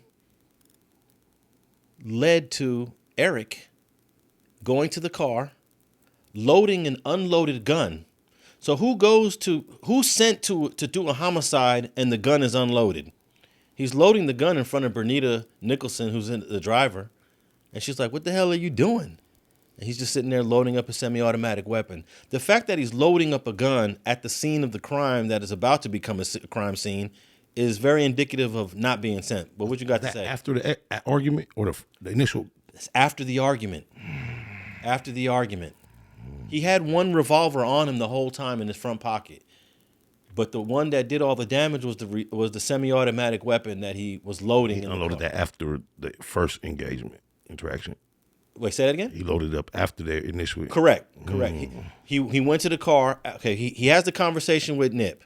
Then he goes to Master Burger to get the food. Then he jumps in the car with Bryanitta, and then they park in the alley to eat the food. And while he's there, he's loading up the semi-automatic weapon. Those are all facts. Let's deal with the facts. I think you're forgetting it. When he got out the car, he put his foot on top of the car, and then did he? What do you mean? He got out the car in the alley and put his foot on top of the car. The hood? The top of the car, like the chili cheese fries, whatever he ordered. Oh, his food, not his foot. Oh, yeah. The food, not the foot. You're confusing me. Yeah, I thought you said foot. My bad, excuse me. But he put his foot on top of the car and then proceeded to do what he did. So, like, that was just like, It makes you think he was deciding at that time what I should do, and it was impulsive. Nah, it just right on schedule with a person that's off. I think when you look at him in the Master Burger after the conversation with Nip, you see Eric Holder pacing, contemplating and pacing, and you could tell there's something heavy on his mind. It's that conversation that Blacc Sam just kind of skipped over. They had a conversation, and that was it that Sam addressed regarding the conversation. But I think the conversation is bigger than what he's talking about. And then also the girl testified, Bryanitta Nicholson, that the conversation was not friendly. This was not a friendly conversation, everybody. You know, Cowboy wants to say it was a conversation where there was no issue. It was a friendly conversation. Well, why is Bryanitta Nicholson saying they're calling each other snitch and there was tension and it was unpleasant? No, honestly, when I heard it back, when I heard her interrogation, it was more aggressive coming from Eric Holder than Nipsey. Just like Cowboy said, though, I ain't gonna cap, because the grand jury was kind of different. The statement, but different from when I heard her like talking, her audio. Yeah, but unfortunately, they only released like a minute of that audio. But she said that Nipsey was just more dismissive, like he don't want to talk to him, and he was more so like, well, ain't you a snitch? The aggression more so came from him. Can I add? Which I was like, and now like that's kind of different from what I thought I heard like maybe whatever amount of years ago. You know what I'm saying? Yeah, because initially it was Nipsey was calling him a snitch. Right. And now turns out they were both calling each other snitch. But what was you going to say, Spider? I just want to add that initially from the streets, direct communication, rest in peace to the homie neighborhood Nip the Crip. But I heard more than just asking about it. I heard he kind of went big and told everybody else, like in the store, his money ain't no good over here till he straightened his shit out, and kind of like went big on the boy. Now, I think you're absolutely right, Spider, because when you look at if you zoom in your editing software, there's a lot of body language from Nipsey, arms moving, a lot of pointing is aggression. Mm-hmm. And I could tell you, I've had an aggressive conversation with Nip. I've been there with Nip before, and I was like, I seen that side. Me too. Okay, you too. Yeah. Yes. And I've seen that side after 2011. I gained the respect for him when he did it because he assumed that he could get away with it when I didn't know if he knew he could, and we kind of bonded after we had that bump of heads that time. I respected it. Rest in peace, Puto. Rest in peace, Nipsey. Goddamn. See, I got caught up in the middle of the situation between him and Big U in 2011 because prior to that situation, I was friends with both of them. But after 2011, you had to pick a side. So at 2019, from your personal experience, had they graduated beyond that? I believe they mended all issues. Now, if you think Big U has something to do with it, 2011 was 8 years prior to this. So you think Big U was holding a grudge for 8? He waited 8 years to do, as Munchie would say, his big one. 8 years later, but nah. You guys are leaving out him on the yacht with Nipsey. In New York. In New York with Nipsey. Giving Nipsey an award, and Nipsey's there like smiling as big as you can smile, cheesing, getting an award. Everybody leaves all of this stuff out. Right. From a personal perspective, when Nipsey died, I and Nipsey had some very intense conversations regarding the YG and Big Bootaroo from Treetop. And when Nipsey passed, I talked to Big U very shortly thereafter, and I was surprised to find out Big U knew everything that me and Nipsey had been talking about in that recent time. So I'm aware that Nipsey and Big U was having an amicable conversation and dialogue, and Nipsey was sharing things with him that he was dealing with in politics because there was no other way for Big U to be aware of that. And I think it's completely natural and normal in these environments that we grow up in where bros are going to clash. And they clashed in 2011. There's no doubt about it. In 2011, they clashed. But what does that got to do with what happened with Eric Holder in 2019, 8 years later? But the only thing I missed that was key, that I just heard right now that I missed when I was listening to the Big Boy interview, he said he was, he alluded to Eric Holder being nervous, and that's why he came the first time with his shirt off. Then he came with the red shirt on. And what he did throughout like with the alley and the red shirt, that's what he's supposed to do from the gate. You know what I'm saying? I didn't really catch that the first time. You know what I'm saying? But you know, the Marathon store and the Slauson Swap Meet and a lot of surrounding venues or places sell red shirts. So much as I wanted to just accept, but he was saying liquor stores. You know, liquor stores only sell white and black shirts. He didn't use the word liquor at all. He did. No, I think he did. He said liquor stores. I think he did say liquor store. So the point still is but as he said invalid. around here, don't no stores, not even Inglewood, Compton, no liquor stores they only sell white or black. The Marathon store itself sells red shirts. Yeah, they do. Not plain red shirts. It's not that, bro. I'm saying I'm being verbatim what he said. He didn't say plain. So you adding words. Okay, he said don't know liquor stores around here. Okay, but what's more red shirts. What's more liquor important, stores, bro? What's more important? What point was Blacc Sam trying to make by saying that? He just saying somebody sent them, but everybody alluding that if he's saying didn't somebody sent them, it had to be Big U because Big U the biggest name through there, and they know they had differences over the years. Rolling 60s is one of the deepest hoods in LA County. He could have been alluding to anybody else. It didn't have to just be Big U.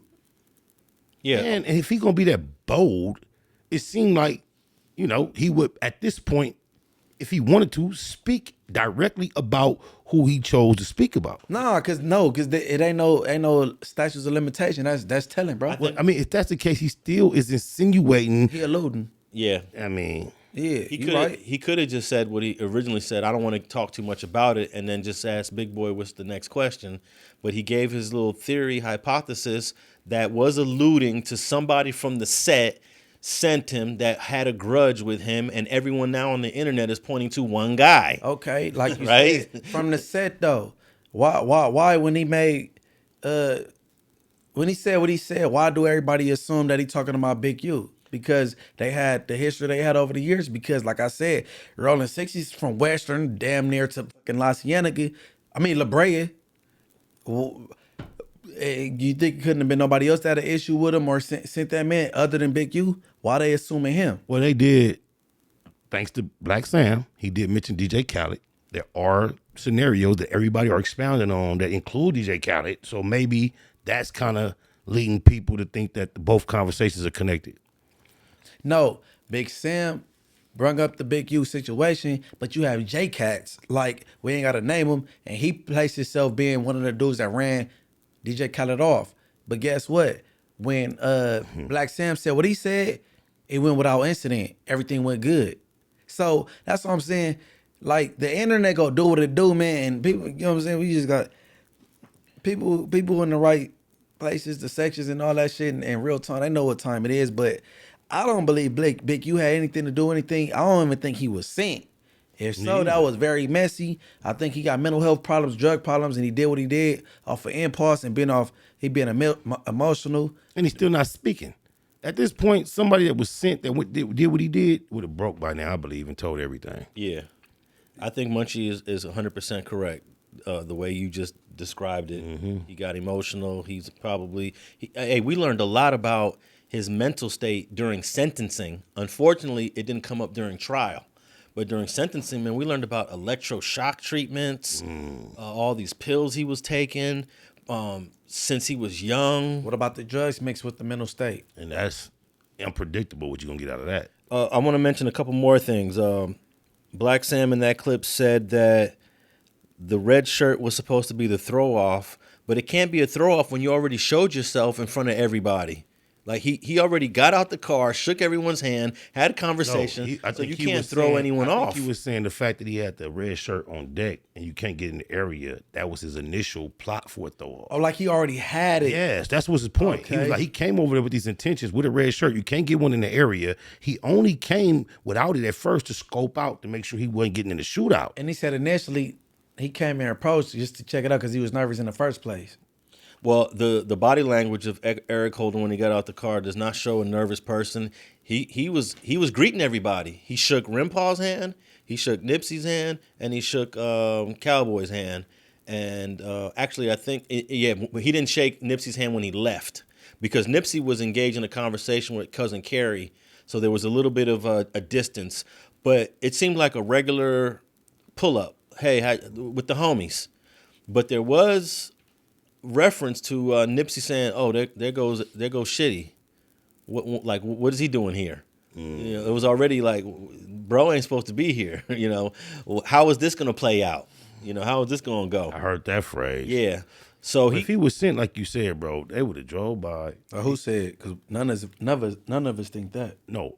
Oh, okay. You talking in third person? He perhaps wasn't sent like you said, because if he was, you know, me and you, we know the protocol, bro. You drive by and see exactly what you're going to get. There's no need to come with the shirt, order the fries and all that. Nobody sees you. You drive by, you see it. You go put your red shirt on, tiptoe up from the Slauson side. Don't come from that side. Come from that side, get your man and be ducked off. Now let me ask you: does this sound like the activity of a guy that was sent to go do something? Go in the store, order some chili cheese fries. Then not have enough money, go to the car and ask Bryanitta for a couple more dollars so I can go buy a drink. And let the broad come out, ask for a picture with me. And then, he didn't have any control over that. If you driving her, if she driving you to go. You tell her to stay in the car. No, if you driving her to come put in some work and go accomplish something, why would this female hop out and take a picture? Yeah, that's a good point. That's a good point. If you got someone driving you to go do some dirt and that's the plan, she never gets out the car. She's getting out the car to take a picture with Nick. Keep it That's running. a killer under pressure, contemplating in real time. It probably would have something that could have happened that made him change his mind. But whatever that was, didn't happen. The conversation, man. I think he'd be strapped up like that. Based on me being a across the street, down the street rival, I believe he'd be strapped up like that Every time you go through there. often. Yeah, and I don't think it's unusual for this girl, Bryanitta Nicholson, who's only dated him for a month, to see him with guns. She testified that every time she was with Eric, he had guns. She said when he went to his apartment with his uncle, they had guns. So in a 1 month period of dealing with Eric, guns was normal. Was there any confirmation that she was a Hoover affiliate or anything? No, Munch and I talked about this the other day. We talked about that, right? We talked about right. And I'm standing on it. You standing on it. The girl that was a Hoover and Bryanitta Nicholson Hold on, you doing the Munchie and Spider Loc. are two different women. Hold on, Alex B. Alex Loc, you doing the Munchie and Spider Loc. Hold on. 3-8. A3. Now, the girl they sent from Hoover, not her. She had history with this particular Rolling 60.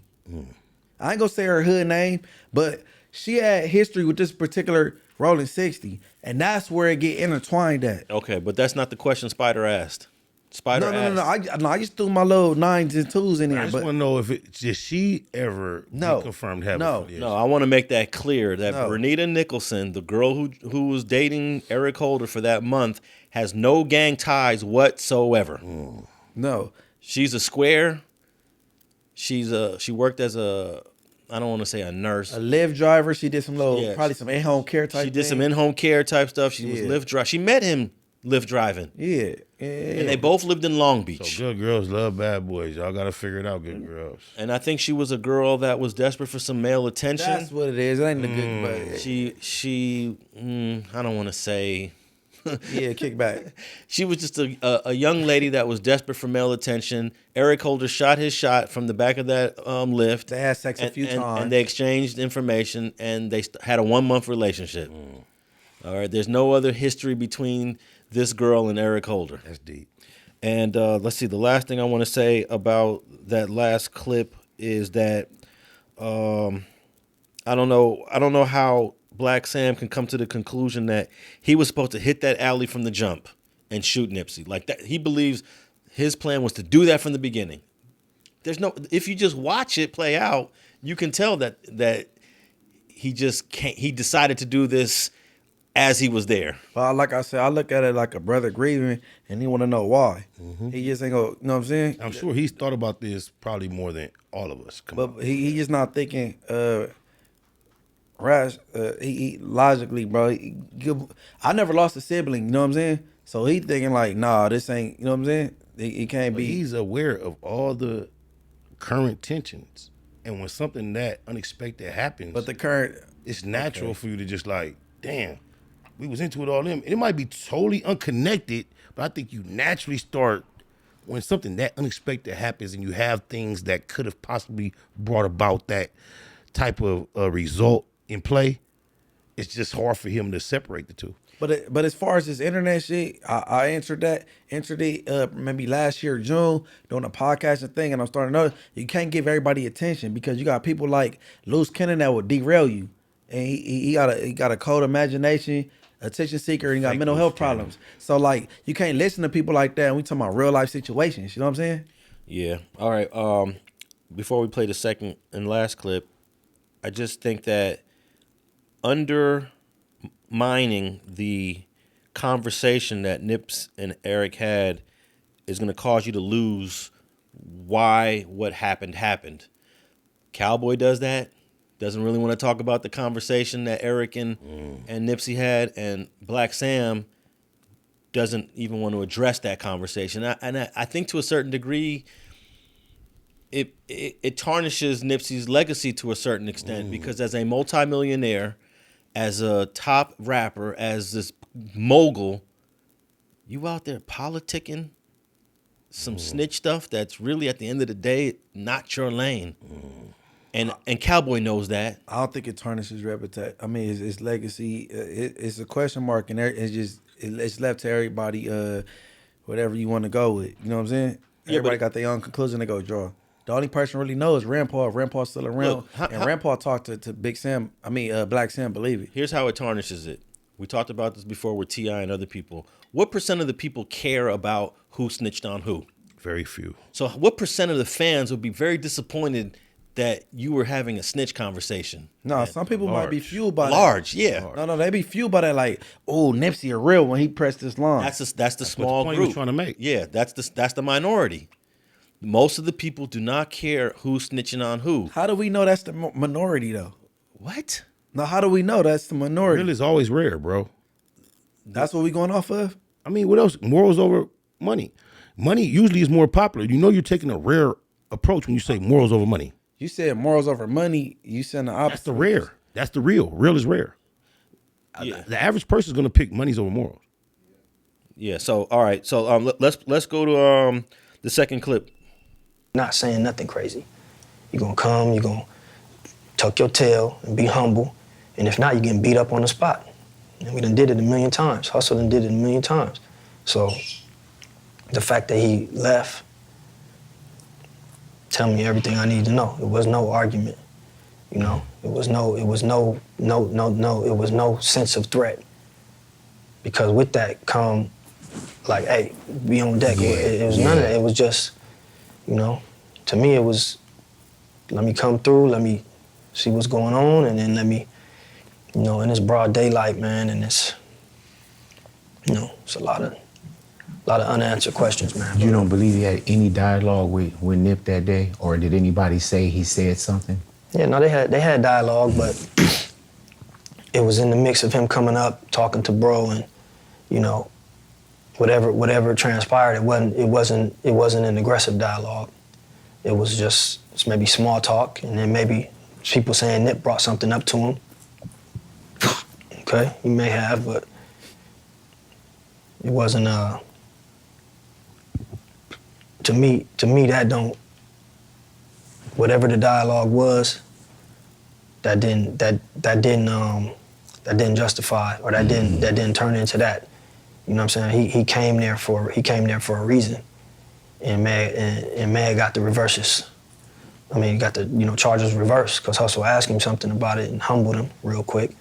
But see, I think you know, it's gonna come to the light.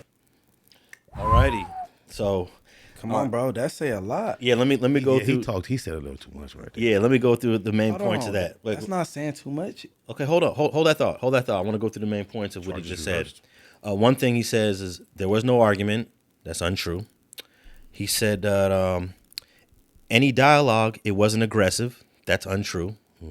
And let me just remind everybody, I was at the trial, and I heard all 15, 20 witnesses that came to court.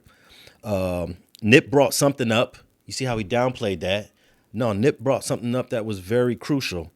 The dialogue, whatever the dialogue was, Blacc Sam says, it doesn't justify what Eric did. I agree, but the streets don't always agree with that. But then he added, And then wait, the last point, and then he says he came there for a reason, and he said he probably the evidence doesn't came support for a that. reason. And when he was asked what he asked, he said maybe the charges was reversed, meaning Yeah. he's assuming Eric came there to ask Nipsey about a similar situation of himself. Hey, they were. What I didn't understand, even while I'm listening to the witnesses, was who was really calling who a snitch. That's what he just made. Hold on, but he said Yeah. the charges was reversed. Yeah, that's what I'm surprised to hear. But see, no one knows that because Cowboy and Rimpaw are the only two people that could really tell us what was in that conversation. And we already know Cowboy doesn't want to deal with that conversation. Rampaw Rampaw? ain't gonna talk. Yeah, Rampaw was there for the whole Yeah, conversation. I just said that. Didn't I say that? He said Rimpaw, Cowboy. He said Rampart Rimpaw and Cowboy were there for my the bad. entire conversation. Okay. Now the girl, Bryanitta, she jumped out the car and heard about a minute and a half of the 4-minute conversation. So about 2.5 minutes she wasn't even there for. So even Blacc Sam don't even know what that conversation is unless he's going by Cowboy. Like Spider pointed out, keyword, the charges was reversed. What do that mean? He shocked me with that. It sound like Ned might have brung up some snitch allegations to Shitty, and then Shitty reversed it and said, Yes. ain't you a snitch? See, the girl confused me because Bryanitta Nicholson testified that Eric was calling Nip a snitch. That's And what Blacc she came. Sam is saying Nip flipped it on him. You bringing this up to me. Now I'm finna ask you something. Hey, so he's giving us something that we Yes. he's helping us understand Bryanitta Nicholson's testimony now. Right, because she heard the end of it. Yeah, you know what I'm saying? Well, she heard a portion of it because she didn't hear the beginning when she didn't hear the beginning and she didn't hear Right. the end. No, she was there for the middle. And so when you hear he mentioned the person whose name starts with a D in this same interview and everything that they're trying to bring up because of that, and now he's saying the charges was reversed on Eric. Ooh, It's like, oh, so that shit maybe it was in the air about the homie. That That's was deep. crazy. and let me just clear up for confusion. When Blacc Sam says Kev Mac in this Big Boy interview, that's Cowboy. Right. Cowboy and Little Kev Mac is the same person. Cowboy, aka Big Thundercat, aka Kev Mac. Kev Mac being his first original, Lil Kev Mac. Yeah. Being his first original name. Yeah. So hey, that's deep though. That reverse part is deep. Yeah, I don't. Blacc Sam actually added a piece to the puzzle that doesn't that doesn't help his case, right? Oh, and it kind of like substantiates some shit I was wondering about, because I keep hearing about this reverse, and he just made me realize like that was something that was really pointed toward the homie. Well, look, the first time I've ever heard a snitch allegation on Nipsey was in the trial. Isn't it when Bryanitta testified? And I'm thinking, did she got this confused? I thought Eric Holder was supposed to be the one with the allegation, and Bryanitta saying no, they're both going back and forth with this. So how can you sit here, with all due respect, Blacc Sam, and say this conversation was not aggressive? You know, that there was no argument. This was an argument. This was an aggressive conversation. And even Bryanitta Nicholson, who has no dog in this fight, said, yeah, it was a lot of tension in that ain't conversation. no all due respect, bro. It's just somebody that's great. Nah, I got to respect. No. Because he lost a brother, bro. He's not affiliate. No. I didn't mean it in that way. Yeah. I'm saying it ain't all right. No, that's the way I saying it. With all due respect to Blacc Sam, because he's grieving over his brother, I think he's got it all wrong. Okay, I didn't mean to say all, boom. What I'm saying is, why you laughing, bro? No, It's funny, that's all. No. That's my first time laughing. Nah, y'all made me lose my thought. My bad. It's effed up, bro. Not bad. Yeah, but. Yeah, I lost my thought. No, I think you were. I was saying, with all due respect to Blacc Sam, you were challenging that for some reason. For me, by prefacing. Yeah, you said, I ain't no all due respect. Then we Yeah. start laughing. You got lost your thought. Yeah. Well, I didn't even mean to say all. Because you know what? But if I was a brother going somewhere with grieving, that if I was a brother grieving in this same situation, I might feel the same way. That's what I'm that saying. Blacc Sam feels. But all that. I said that a few. But that would be my feelings. For earlier conversation, do you think Big Boy paid for the interview? Ooh. Nah, this is a rollout for the documentary. They got a documentary coming soon. I can tell you that that he doesn't pay for any interviews on Power 106 because that's against the protocol. But this is not a Power 106 interview. This is called Off the Air with Big Boy. And just because we talked about it earlier, and this is one of those high profile exchanges, I just wonder. I would be surprised because Big Boy definitely falls under the umbrella of journalism. And if he paid for and it came out, shame on Big Boy, because he will get that from all his colleagues within. So when it comes to integrity, we're in the industry to hit the lick for free. Yeah. Nobody should be able to want to share their story for pay, and that's obviously benefiting the platform. Yeah, but if you guys want to pay and charge and pay, you can say we're not real journalists, right? We're not. Big Boy's a real journalist. No, we just kick, hack, and be-boo on camera together. Yeah. Big Boy's a real journalist, and he knows the game, and he knows that he's not supposed to be paying for interviews. But hey, who knows? Hey, bottom line, Nipsey and Rampart, they wasn't homies, they was friends. You know what I'm saying? For real, they was friends. What do you mean by that? Mm-hmm. It's the difference between homies and friends, bro. A gang of the dudes around the 60s, that was like Nipsey homies. Like, he had a few friends, and that was like a lot of the All Money In. So you're saying Rampart was much closer. Who's less obligated, a homie or a friend? Listen. Rampart and Nipsey, they went to Hamilton together. They came into music together. You know what I'm saying? So he got away from the scene unscathed. He didn't go to court, and believe him and Blacc Sam had a conversation, and Blacc Sam know every bit of that conversation that went on because Blacc Sam was there through and through when he walked up into when the shooting came, and then then Rampart broke, which he's not wrong for. Because when bullets fly, you ain't got no blammer, you're not bulletproof break.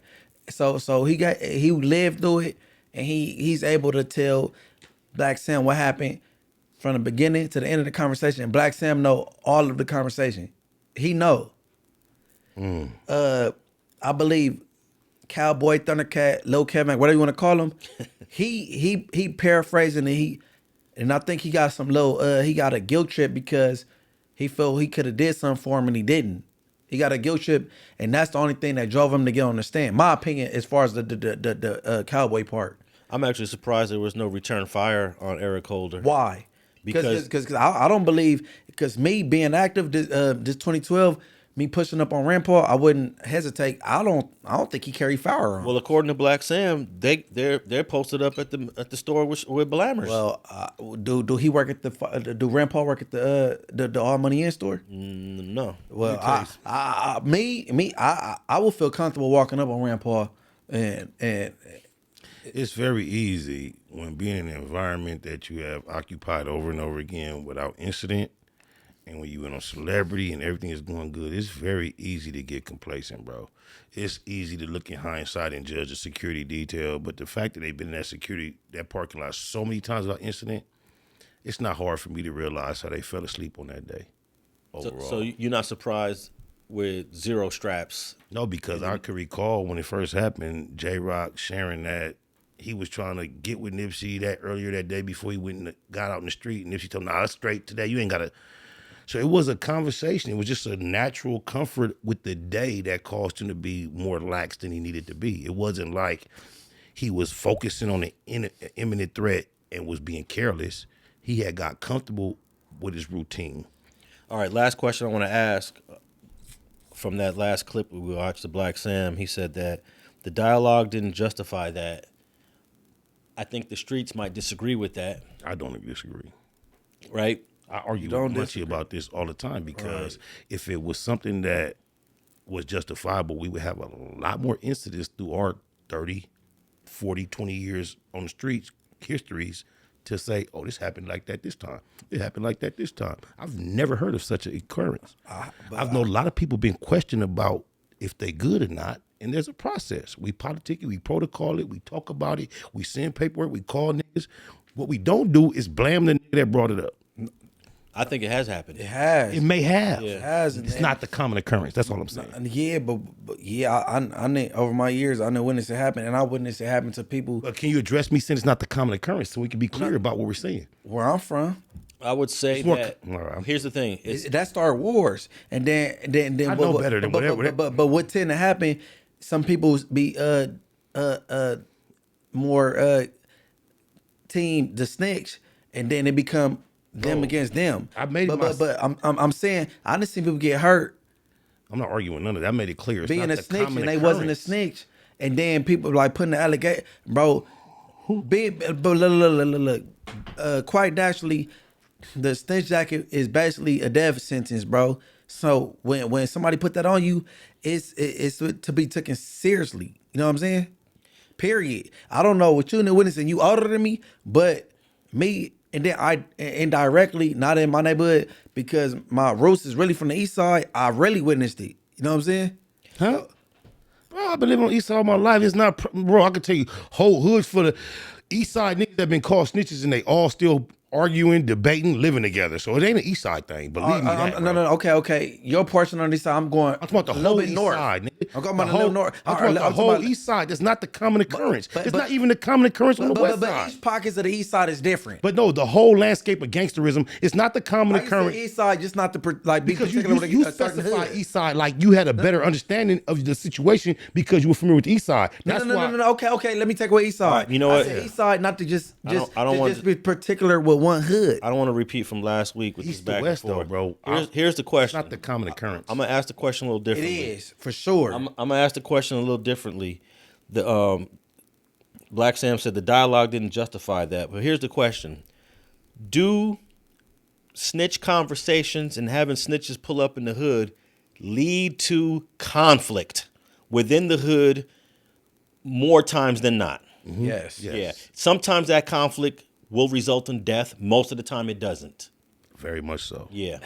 It result in death, and then most times it result into people taking sides. Look what And then happened they- at and then Peck they- Park. and then they create a war. Look what happened at Peck Park. And I know 2 him years ago. Long live Taz. That was all about, oh, this guy's a snitch. You And he- brought him there. And guess what? He was riding with his little homie that was a snitch. That's why I said it result in like immediate, like with Nip, and sometimes they be teaming up. Like Peck Park. Taz came with his little homie trying to ride with his little homie that was completely wrong. Y'all discussing something that don't even need to be discussed. Ain't nobody discussing that. It's in the book. I just said Peck Park. It's in the books, bro. I just want to say, I could make my point, but I'm not even finna engage in that, bro. yeah. Man, okay. All right, go ahead. All I'm saying is that I That's think an anecdotal.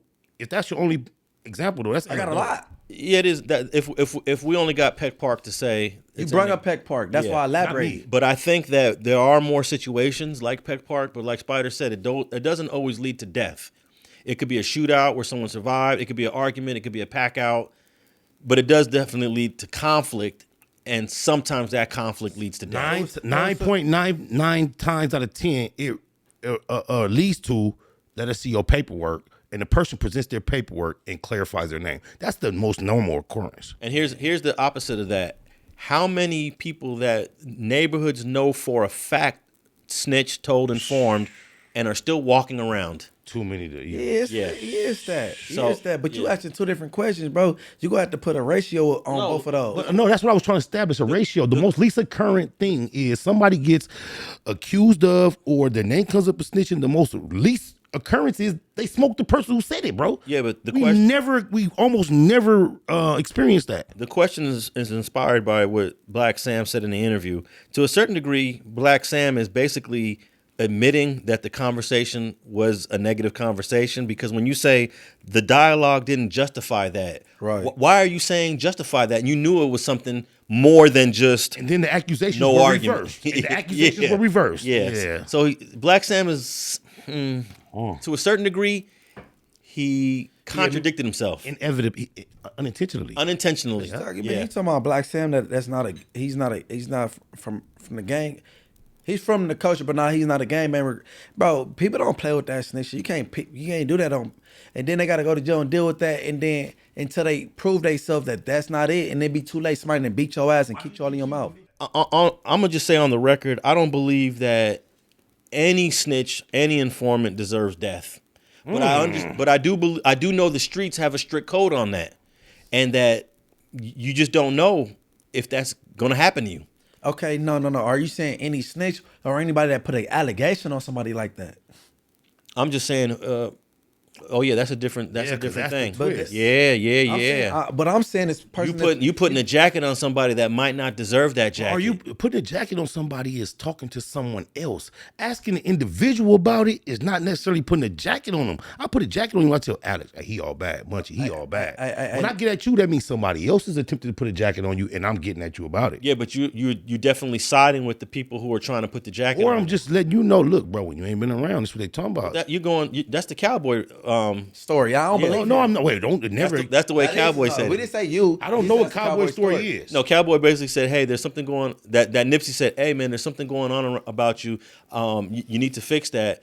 But as a friendly reminder, that's the way Cowboy says it. That it was friendly. Oh, I'm just letting you know this is going on around. But the body language clearly shows. Cowboy stated that there was no snitch allegations from Nipsey toward him whatsoever. No, that ain't what he said. He never used the word snitch. He said he was just giving them a heads up. Hey, it's a word out here that you might be telling. Maybe you need to check that out. I believe, I didn't know that, but I believe that may be the tone of Nipsey's first approach. But the body language is a little different. That ain't Nipsey's personality. That's what he talks to. And then when you see Eric Holder in that Master Burger after that conversation, he's upset. But I was told that after he first addressed Eric, he went to the businesses and said, hey, his money ain't no good over here until he get his shit cleared. Don't accept no money from him. So it may have been the extras that was reported Nipsey put on it that caused him to that didn't happen in that parking lot. Okay. Not that day. He didn't even have no money to pay for his food. Okay. Yeah. That's on record. He had to ask abroad. But can I ask y'all something real quick? Go for it. Let me just go off of my scenario because I'm knocking on 35 when it come October. So if somebody been doing what they doing since 12 or 13, and then I'm reaching 34, and then I have somebody say, or a legend that I might have told, so that's putting like you about to strip me from all my identity because all my friends is gang members. Because after this, I ain't gonna have no more friends. I'm alienated, and then when somebody tell of what I know, something's supposed to be done to you, whether it's physically or it's death. Why am I not supposed to take that serious on a person? And people taking that lightly, saying that's not justified. No, I think that there are a group of people that are going to take it that's serious. When you get off and swing. If you take it that serious, you beat a nigga up right there for saying it. It's your homie. You do not blame your homie, bro. I don't give. You're not my homie if you putting something like that on me that's supposed to get me killed. I'm through with Snitches it, bro. get I've been killed. gangbanging too long, nigga, to make it seem like it's normal for a nigga to bring up some some allegations. You can only speak for your section. No, I'm talking about for the whole gang bang experience. Niggas don't bring up allegations to get smoked, bro. That ain't how this shit go. But here's another thing that might have. This ain't how this shit go, bro. Here's another thing that might have got Eric really feeling a certain kind of way. This conversation happened in the presence of Rimpaw, Cowboy. There was actually another person, an unidentified person. So that's another thing. Like, you doing this in front of other men. I'm more tuned in to the other elements of it that made him snap, other than you're questioning me about a potential. We ain't questioning you. We all dialoguing. No, I'm talking about Eric and Nipsey. Okay. I'm talking about Nipsey questioning Eric. That's what I'm talking about, bro. All right, man. We ran a little long. Any final thoughts on the Blacc Sam interview before we wrap this up? Shit, man. I send my condolences, and I understand in a way why he, he conducted the interview why he did, because ain't nobody go exactly, you know what I'm saying, get how he grieving. People grieve different. He want to know why. You know what I'm saying? And everybody else, they just got this realistic, you know what I'm saying, type of little point, like I do. But that's his brother, and his understanding gonna be effed up, and I get that coming from him. And that's all that is. I agree to a large extent. Sometimes I think less is more. And with his pure intentions of trying to get on here and clarify without and still keep it solid, I think that's why we learn sometimes you don't say nothing. Because I think he's still sharing information to help shed a more light on the situation for the laws. Well, he definitely got all the conspiracy theorists recreating more content. He's getting a whole lot of people got their YouTube going on who did what and how it happened, and this guy standing in the shadows over there was part of it, and the guy across the street is part of it, and the girl is a part of it, and I guess you got to say Rimpaw and Cowboy's a part of it if you buy into any of this BS. But I believe Eric Holder was a rogue agent. He went rogue all on his own. He was convicted on his own. It's been 5 years.